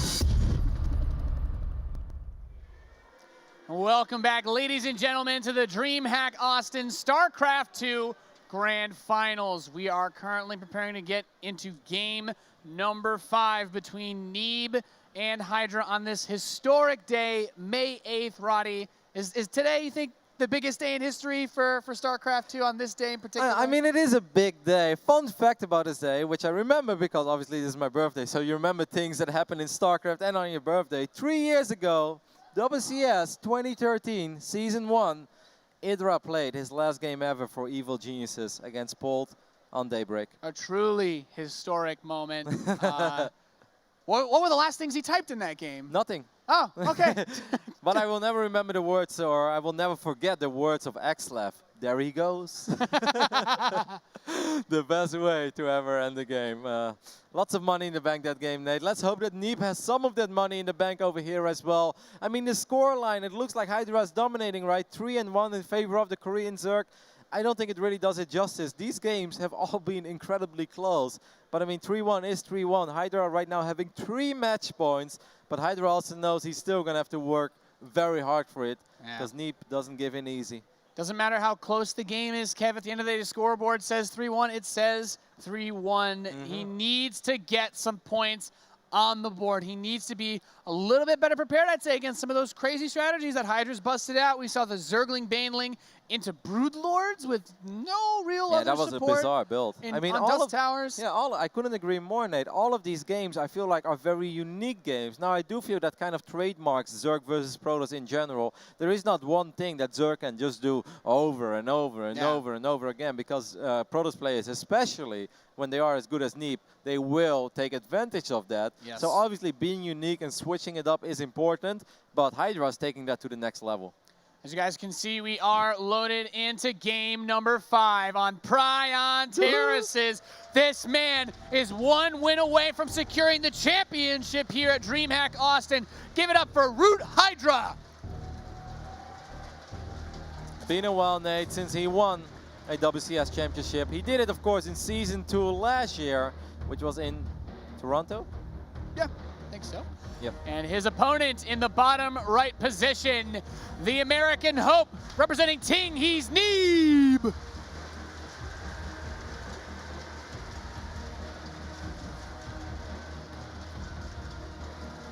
No vetoes means that every Protoss will have to play on Prion Terraces, but even if Neeb has 1 veto, he would prefer to veto another map.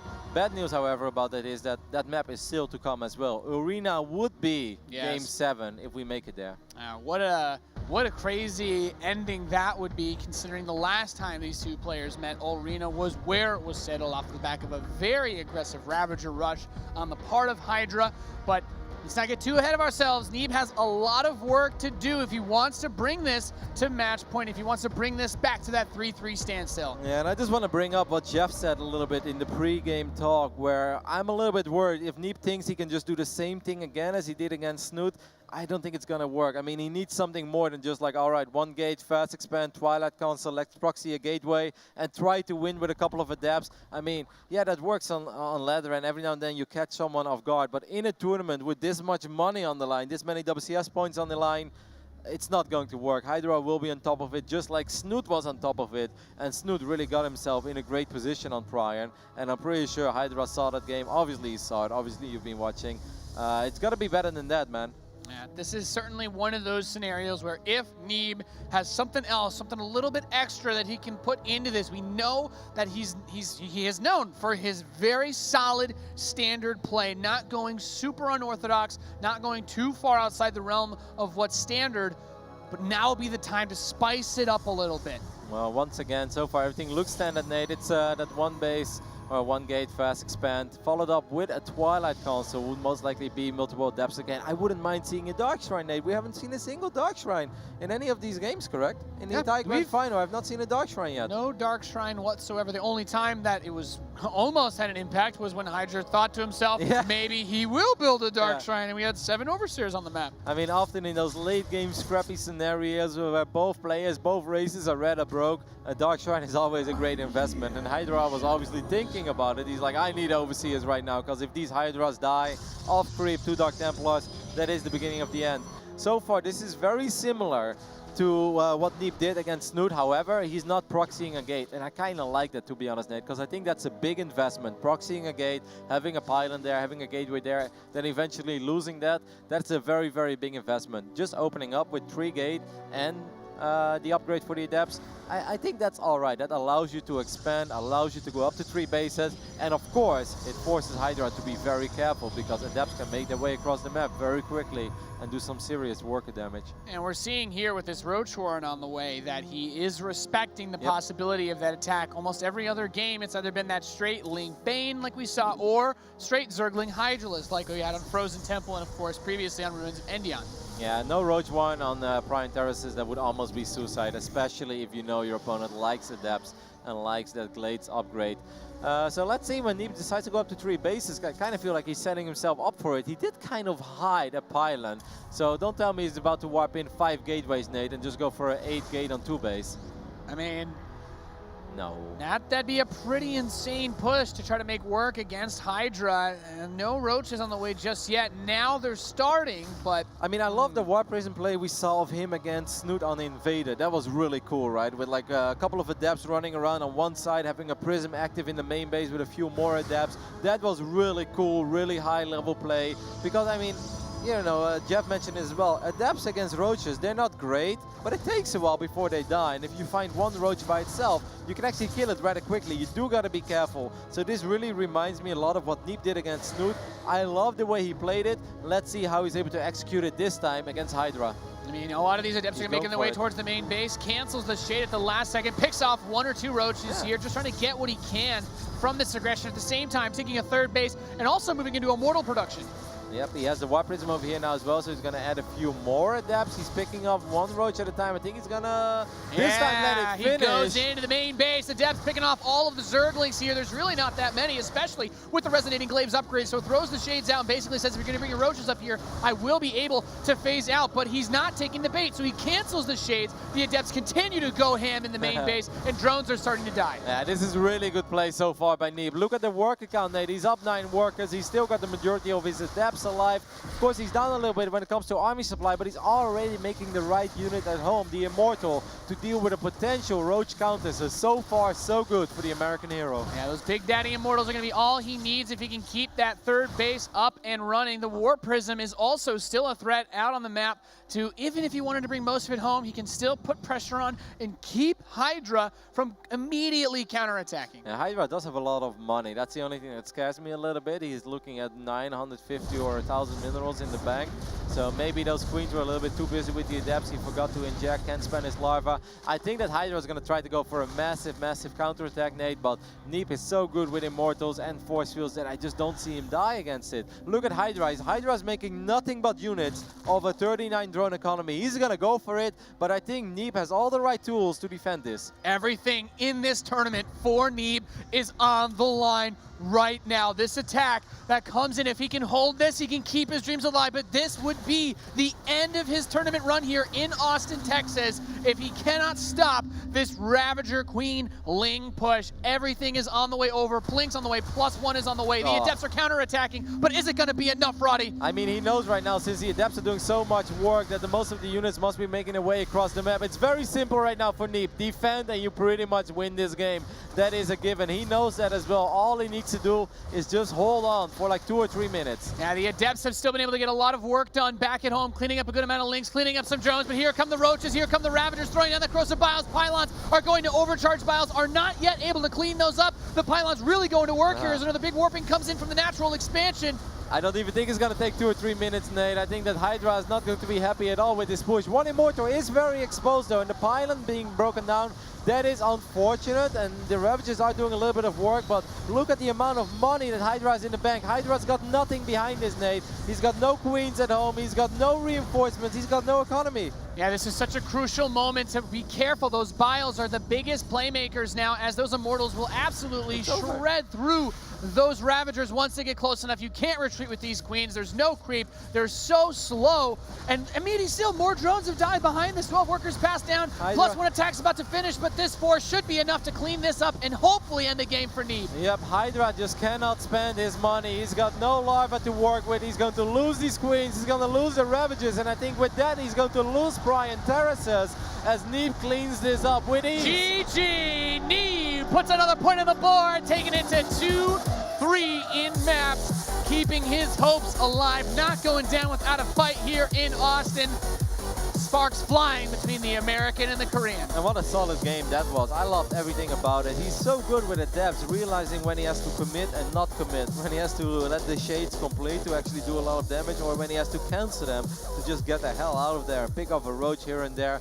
Excellent adept play. Love the War Prism edition. Love the fast Immortal follow-up, because that's what's going to keep you safe. I mean, adepts are awesome until you have to fight like 20 roaches straight up. Then it's like, guys, Immortal hotline anyway. You know, like, can I please get one? But he played great. It's such a tense moment. I love that you bring that up, because the roaches, enough of them together, that burst damage is going to, okay, you're going to take down one adept at a time. But when you've got a lot of adepts versus a couple of roaches, I mean, especially with that resonating glaives, you know, they attack fast enough. Adepts can be deceivingly good in those scenarios because they're also able to kill queens as well.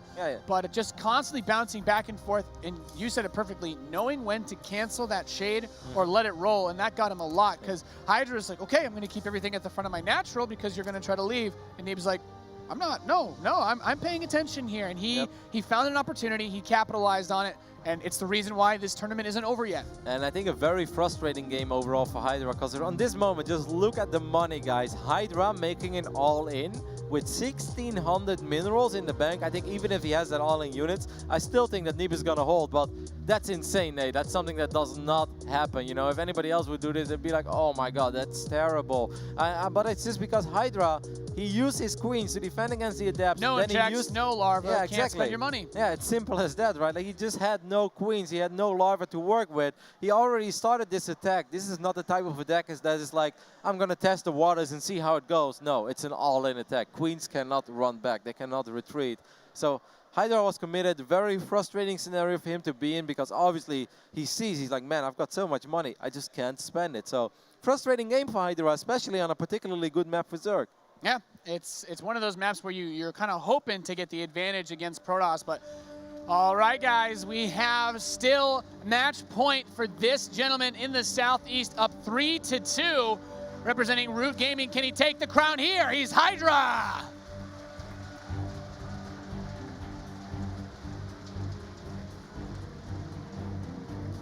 And this man keeping his dreams alive so far.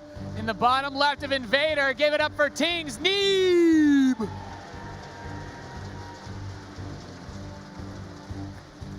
Crowd has been awesome, Nate. Even when we were upstairs, the crowd was awesome. Yesterday we had like an 11 or 12 hour show and people just stayed all the way till the bitter end. And now over here, I think it's been even getting better. I love it. It's been awesome. Thank you guys so much. Everyone that's come out to watch this tournament. People standing on the sides, the seats full. It's been great to meet a lot of you guys, and hopefully you enjoy the rest of these finals as we will. Of course, we've got some horizontal spawns here, so the rush distance is quite long, but not by air, Roddy. Nope, not by air, and we saw that when Neeb went up against Snoot on this map. He really utilized that very well to his advantage with War Prism RS and whatnot. Hydra once again went for a relatively early pull, later hatchery, but I would not even really respect it, Nate, on these spawning positions, because by ground it takes forever to attack your opponent over here on Invader. So even if I scout this opening, if I am Neeb, I'm not too worried about it. The only thing I would be potentially worried about, Nate, is what you mentioned, maybe Queen Ling drop, Queen Bane, or like Ling Bane drop, anything drop-wise. I mean, it doesn't really take a very long time for Hydra as Overlords to make its way into Neeb's main base, but I think that's the only thing he could ever do off the back of this opening. Yeah, there's not too much to worry about here if you are Neeb, and we've seen his crisis management skills. He's been able to make good plays, good reads, and not overcommit one way or another. And you know, honestly, unless we see another crazy timing like Hydra went for on Ruins of Endion, you know, I feel like this one's still up in the air. Yep, no, it is. I mean, every game has been highly contested, has been very close, except for maybe Core Hall Knockout. That was kind of a one-sided victory for Neeb. But all the other games, they have been close, and both players had to sweat it a little bit. It is a fast Stargate, Nate. 100 extra gas in the bank for Hydra, but we see no evolution chamber. I really wonder how this would have played out if Hydra decided to go for Mass Ling Queen. He would have had quite quick access to it. I think it could have potentially worked actually, because defending Link Queen drop with only one gate and then a Stargate, it's very rough. It's not impossible, but it's very difficult. Super difficult, because if you don't scout it as the Protoss, I mean, at that point, what do you need to stop that? Like a Void Ray to kill the Overlords first, right? Or something. And the biggest problem is you just got no DPS, right? You've got no units. You're working off one gateway. So by the time that those units arrive in your main base, you maybe warp in gateway number 2 and 3. Ogre. Yeah, but then it's like, you know, it's a bunch of happy Zerglings running around in your main. Anyway, we're casting a game that's not happening, because that's not happening. So They did not actually have a Queen Ling drop, so it's all good. Yeah, exactly. So it is all good. This one adept is going to get picked off over here, I think, by the Zerglings. I mean, Neeb doing a good job. Will probably survive for now, and then Shades, no, does not. He cancelled it, man. Yeah. Phoenix production is a-going, though, and we are going to see just how much this is going to be committed towards going straight for scouting, straight for overlords, straight for some other form of harass, and it will be to pick off those scouting overlords very quickly. It's interesting. Overlord speed on the way, and Evolution Chamber being morphed in now, but it's a little bit too late for the build that we were talking about. Could still be a +1 Zergling melee build, and then trying to somehow sneak some +1 Zerglings into the main base. If you can get +1 links into a mineral line, that could be devastating damage as well. So the Phoenix production continuing to go. We have an Evolution Chamber and that flyer speed for the Overlords. So that could be still something that we see utilized. But now I think there's enough Phoenix on the map that if he remains active with them, he should be able to pick up on this, especially since the next Overlord he shoots is going to be moving real quick. Yeah, Overlord speed also helps out tremendously when it comes to defending, right, against Phoenixes. Because how often don't we misrally our Overlords? That happens to the best of us and happens to Hydra as well. So if Overlord is a tiny bit out of position, well, then you can still just like bring it back to safety and put it above a Spore Crawler. Baneling Nest as well. So this is pretty similar to some degree to what we saw on Dust Towers, except for the fact that I think Hydra had a much better economy on Dust Towers than he has on Invader currently. Yeah, so I mean, if we really think about the +1 melee, the Baneling Nest, it's kind of giving me some vibes back to the Dust Tower setup that he had, where he's going to use this to buy time to move into whatever else it is that he wants to do. So do you feel that with this setup, Neeb needs to focus on making aggression his focus, or can he just play a very slow 3-base into 4th? Yeah, I think he can. I would say slow and steady wins the race over here, because like the Phoenixes will still do a little bit of damage. They'll keep a close eye on anything that's going on the other side of the map. I don't think the ball is in Neeb's corner right now to do something crazy. As long as you're on 3 bases as Protoss, you're doing something all right. If you don't fall too far behind in the work account, which he's not, he's down 5 workers, no big deal at all. I think this is all good. Just keep map control, keep checking on what Hydra is doing, and just take it from there, make the right units. All right, Double Robotics Facility is the follow-up, +1 melee about to finish, and the Lair's about to finish. So Neeb knows, like, okay, well, whatever your tech is, you are about to build it pretty much. Wouldn't want your Lair finishing too much later than this. Of course, this map's a bit awkward for running around there. Those rocks by the natural, you cannot fly over them. That sucks a little bit, losing 1 Phoenix there. I always get a little bit upset myself if I end up losing a Phoenix to Queens. Neeb probably too good to get upset over here. You don't want to let emotions take control, but that was an unnecessary mistake. Phoenixes are a lot faster than Queens, so you're not supposed to lose a Phoenix to a Queen. I know, you're a Phoenix brother, Kev. Yes. More than all the loss of Phoenix. I know, I've got to keep it together. Make it to the bitter end, Nate. So we have the Infestation Pit on the way. The Hydralisk Den's about to finish, but Baneling speed and +2 melee. Hydra really likes having these Lings and Banes to throw. I mean, think about the way that Protoss players play these days. Immortals are good, Immortals are great, but you don't have that AoE that you used to have in Heart of the Swarm and Wings of Liberty that made, as we talked about earlier, Zerglings and Banelings kind of useless. I mean, Zerglings and Banes are great up to a certain number of Protoss army, right? If Protoss hovers around like 125, 130, you can definitely swarm that with Ling, Bane, and good upgrades. Ooh, 1 Immortal getting cut out of there, but it will be saved. Or Sentries over that save today as well. But if as a Protoss, you just identify what you're playing against, and you take a fight with 165, 170 that supply. Adept getting surrounded. A bit frustrating there, losing that. Some Lings are going to be able to make their way into the main base. Keep in mind with their +1 melee, which means those probes, if they go onto them, will be able to be picked off much more quickly than usual. Yep, these Lings are indeed going to be really annoying. We mentioned this in the start of the game, but good job there on the Adepts, and Neeb ends Pro up... Micro doesn't really lose much. Drop Overlord just finished as well. He's going to try to drop a couple of Banelings, I think, into the main base. But once again, I definitely think that Neeb has learned from Dust Towers. He's not going to make the same silly fight twice with very heavy Immortal Stalker composition and nothing that's really good against Lings and Banes. He's going to get a similar fight, but this time with 4 or 5 Archons. A couple of Adepts in the mix, you know, sprinkle in a couple of Adepts. He's going to be more than fine, Nate. So Neeb starts up the 4th Nexus, looking to get into some other tech path. Psionic Storm is on the way. and Charge is also pretty close to finishing now. It's +2 melee completes. Keep in mind the Hive is done, so these Phoenix come in, they see the Spire finishing, they see the Hydra dead, and these +2 Lings are going to come in here and rip this Nexus apart. Yep, that's an excellent counter over here by Hydra. I love it. Much more importantly, what is happening with that Overlord, with the banelings inside of it? It's making its way towards the main base. A lot of probes clumped up here, Nate. It's so saturated. It goes to start a few gateways, needs to run away. Those banelings do have the speed upgrade, so they can catch up just a little bit faster than normal. He's like, okay, you want to go there? Now I'm going to go to your natural. Just run all the probes everywhere. Very fortunate that Neeb was paying it. Oh, all these probes so close to each other. That's not good for my heart. Very unfortunate. You saw that Neeb was warping in a gateway there. He's like, let me just warp in a gate. It's like, oh my god, it's an Overlord. Run, evacuate. Well done there, Neeb. In the end, only losing mining time and 2 probes. Very well done. Could have been a lot worse there, considering he was a bit oversaturated in the main base. But look at the money. Neeb has options. He's got Storm now. He has Archon potential. He has High Templar already out on the map, so he can use Storm against the Banelings if necessary. And the Immortal count is healthy enough, but the Greater Spire is finishing. He sees the Corruptors. If he wants to push before Broodlords, he has to go now. Yeah, but it's going to be rough. It's so hard to just rush into that, right? Because he's going to have to worry about the same thing as he worried before. Does he have enough Archons this time, Nate? He's much more Zealot heavy. Zealots are, that's like, all right, Force Fields are good, but... Decent Force Fields, but once there's again, still a lot. He's very Zealot heavy, though. Okay, there are the Archons. Those were the 5 Archons I was talking about. That's what he needs. But it's also important that he keeps some of the Zealots alive or anything else. Now all the Zealots died. The clock is ticking. Broodlords are on the way. Adrenal Glands is done. If the Broodlords can mop this army up, this very low-range army, he will be able to obliterate Neeb and take the championship here in Austin. 2 more Stargates are on the way. I mean, Neeb is going to try to do damage here, but I don't think he's just going to suicide his army, Nate. He's going to try to see what he can do, test the waters, realize, like, okay, you've got quite a few Hydras. I can fight that, but as soon as those Broodlords show up, I think Neeb will just evacuate. He's wiping in 8 Zealots, I think, in the main base, and that could actually do a lot. Maybe he can find the Greatest Spire or something. Going for this big counterplay. There's no Mothership Core to evacuate this army as it continues to dance around. Infestation Pit is gone. Zealots clean up the Lings, but now the Broodlords are here. Oh, Lings are going to try to trap the Immortals. Great flank, trying to stop them from being able to get away. Feedbacks that Overseer, but not a huge deal. Void Rays are coming out. There is no Fleet Beacon.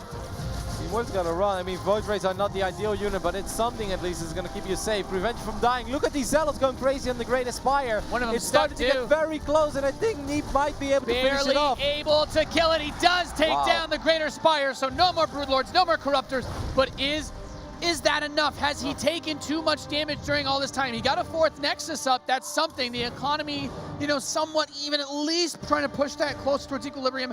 But Void Rays, very weak against Hydralisks. He needs these to get directly on to those Broodlords if he wants to have a chance at winning this game. Yeah, that's going to be an interesting dance, right? Void Rays, very good against Corruptors and Broodlords, very bad against Hydralisk. Well, good luck positioning them, but I'm sure that Neeb can find a way. Army-wise, it's still very close. And Nate, let's not forget, Invader is a ridiculously big map. So, yeah, Hydra's got a couple of Broodlords, but is he just going to send them across the map? This could be a really big mistake. Lose all of them. Void Rays are going to clean it up. Yeah, if he sends the Broodlords somewhere where the Hydralisks cannot support them, the Void Rays and the Phoenix should be more than enough to come up and just annihilate those. This could be a huge error out of Hydra. Where are they?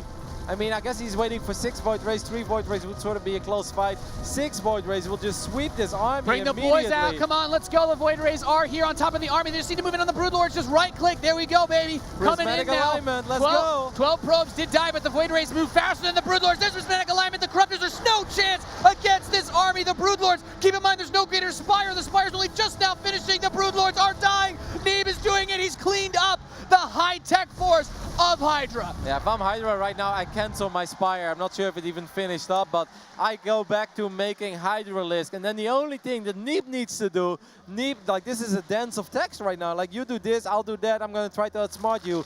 Neeb needs an answer to mass Hydralisk, which he doesn't have right now. Whether it's going to be Corruptors, or excuse me, Disruptors or Storm, it's one of the two. But he could still lose against mass Hydra, Nate, because never underestimate Hydra Ling. The Banelings are still being used because those melee upgrades have been researched all game long. So just using charge lots to bully those Hydras down isn't going to work. He needs to be a little bit careful. On creep against this many Hydralisks, this could become very, very dicey for the American Protoss. And Neeb tries to make this counterattack work with the Banelings. annihilate the Zealots, and I think just a bit of an overcommitment with this counterattack, overextending. The Void Rays stand no chance against these Hydralisks. Yeah, well, there we go. Storm on the production tab immediately. That's what they needed, but Neeb just lost a ridiculous amount of units, and that was a little bit unnecessary. A very, very expensive army. Most of the Void Rays will get picked off, and can he survive right now against the counterattack of Hydra, which looks pretty devastating, Nate? There are Vipers in the mix as well. Let's not forget about that. Abducts being used. GG! Hydra takes the game, and with it a 4-2 championship victory over Neeb. The counterattack, not enough to stop the Korean Zerg. Wow, great play by Hydra. I love it, man. Very, very smart.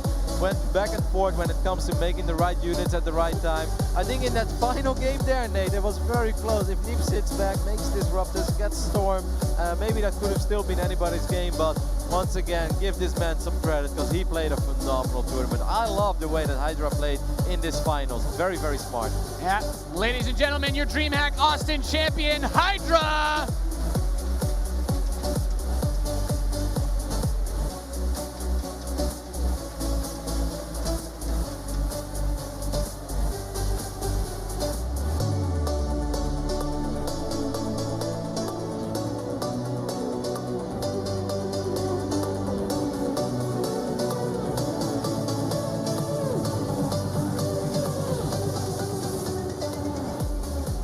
All right. Ladies and gentlemen, your DreamHack Austin champion, it is Hydra. Give another big round of applause. Hydra, I mean, let's talk about the last moments of that last game, because I think that really embodies what was going through that whole match. You lost all your Broodlords and your Corruptors. The Void Rays started charging in, but you kept your cool and, you know, kind of trapped Neeb into being a little bit overly aggressive. What was going through your head when you just lost all those air units? I don't even remember what I was doing. It was a crazy game. Yeah, it was pretty nuts. A lot of intensity. Now, we talked about it leading up to this final, right? You respect Neeb a lot. You said you think he's the best form right now. But at the same time, your experience comes through. You're able to take this victory. What's it like to win in front of the U.S. crowd here in the first DreamHack in America? It's awesome. It's awesome, especially it's my first time in Austin, and I'll probably visit here in my future again. And yeah, I don't know. You guys have no idea how much, you know, I was thirsty for this trophy. All right, well, once again, congratulations, Hydra. Ladies and gentlemen, your DreamHack Austin champion, it is Hydra!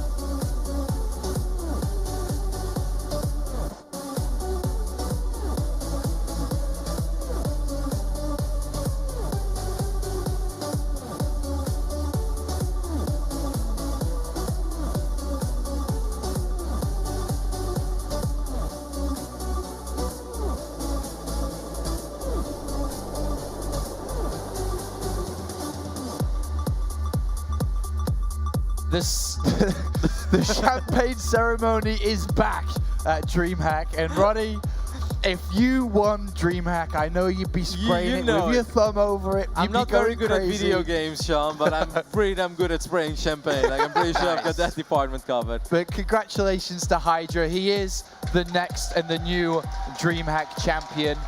Another WCS tournament under his belt as well, as he continues to gather points to certify and solidify his position at the global playoffs at the end of the year.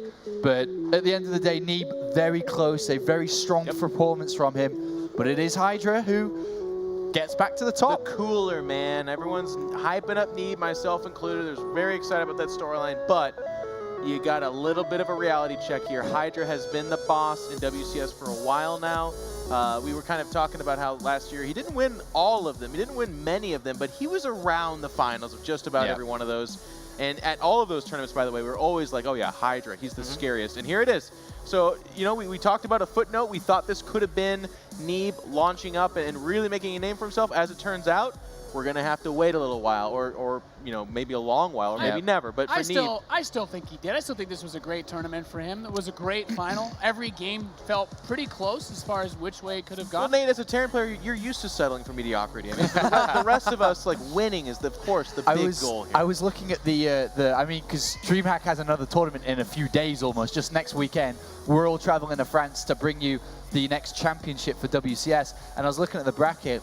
Neeb plays Lilbo first. If he wins, the potential opponent he plays next is Hydra. If Hydra beats Bales. If Hydra beats Bales. Well, Bales. So a rematch around the corner, perhaps. I mean, that's almost sad, right? Because they played against each other in the spring championship already as well. So that would be 3 times. Maybe that's a little too much Neeb Hydra that I can handle. But I mean, we can get ahead of it. We'll see. I mean, I do not want to look past Lilbo or anything because I think Lilbo is a phenomenal player. But this final game, Sean, this game did not have to end over here. Like, this has happened to all of us, right? We all play StarCraft. We all love playing video games. And this has happened to all of us. Like, I defended, let's do this, let's run across the map and end it. And, you know, normally this would not happen. If Neeb just sits back, makes Disruptors or Storm, whichever one he goes for, I think he's in a great spot, or at least a good spot. This is literally a tournament-ending mistake there for him. Why do you think that decision came through? Do you think it was maybe a lack of experience? Because surely you know at that position that it can't be that simple. I think that's almost nerves, or maybe, I think he's just not thinking. I think this is like the first time we actually saw nerves getting the best of him and just being like, I'm doing it, I defended Broodlords, let's go. While I think if he's just chilling at home at ladder, it's like, let's see what you do right now after I killed you Broodlords, you know. I really think that's exactly right. I mean, he jumped on 5 Broodlords and a couple Corruptors, and that was a big victory. But that's not like endgame trigger of the March, let's just go win this thing kind of thing. He didn't lose the Hydras. And then, if you ask Neeb, you're like, hey, Neeb, you know, what do you think he's going to have? He'd be like, well, probably either a lot of Hydras or, again, air. But if he did, like 6 Void Rays and a couple Archons, it's probably not enough. So it was rough. But one subtle thing, real quick. The Baneling thing that Zergs are doing these days, by the way, it wasn't 30 Banelings that really opened up that fight. It was like 7, and they killed all the Zealots, and then the Immortals were by themselves, and the Void Rays were by themselves. It's really cool that Zergs are doing that. I think that you make a really good point, too. Like, the 6 Void Rays were great, but if that was the same number of Broodlords that we saw in Dusk Towers, then I don't think he's going to be, you know, having 46 Hydralisks to fight with. It was only like 4 or 5. I mean, he killed the Great Spire.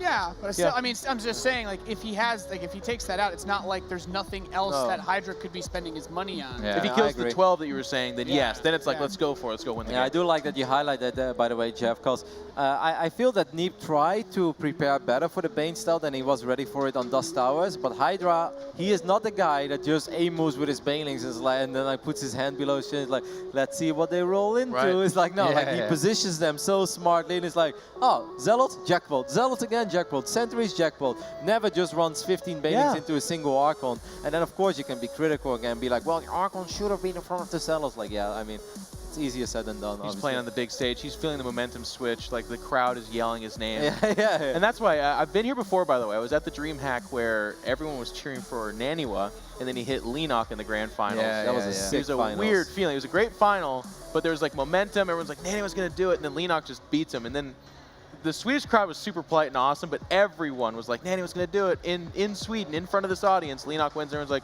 all right, good job, Leenock. Yeah, that was one of the best finals I think I've ever seen, actually. I think it's underrated in the history of StarCraft II finals. Really sick games. Absolutely. But nice here, too. And like I said, Hydra is building on something here. He's building on him being the final boss of WCS. Him and Polt have had amazing matchups in the past, but now there's these foreigners that are jumping up here and giving these guys some fighting, and it makes it more exciting for a lot of us, I think. And of course, this isn't the big tournament of all the WCS circuit. You know, this is a circuit event, but the championship is next week.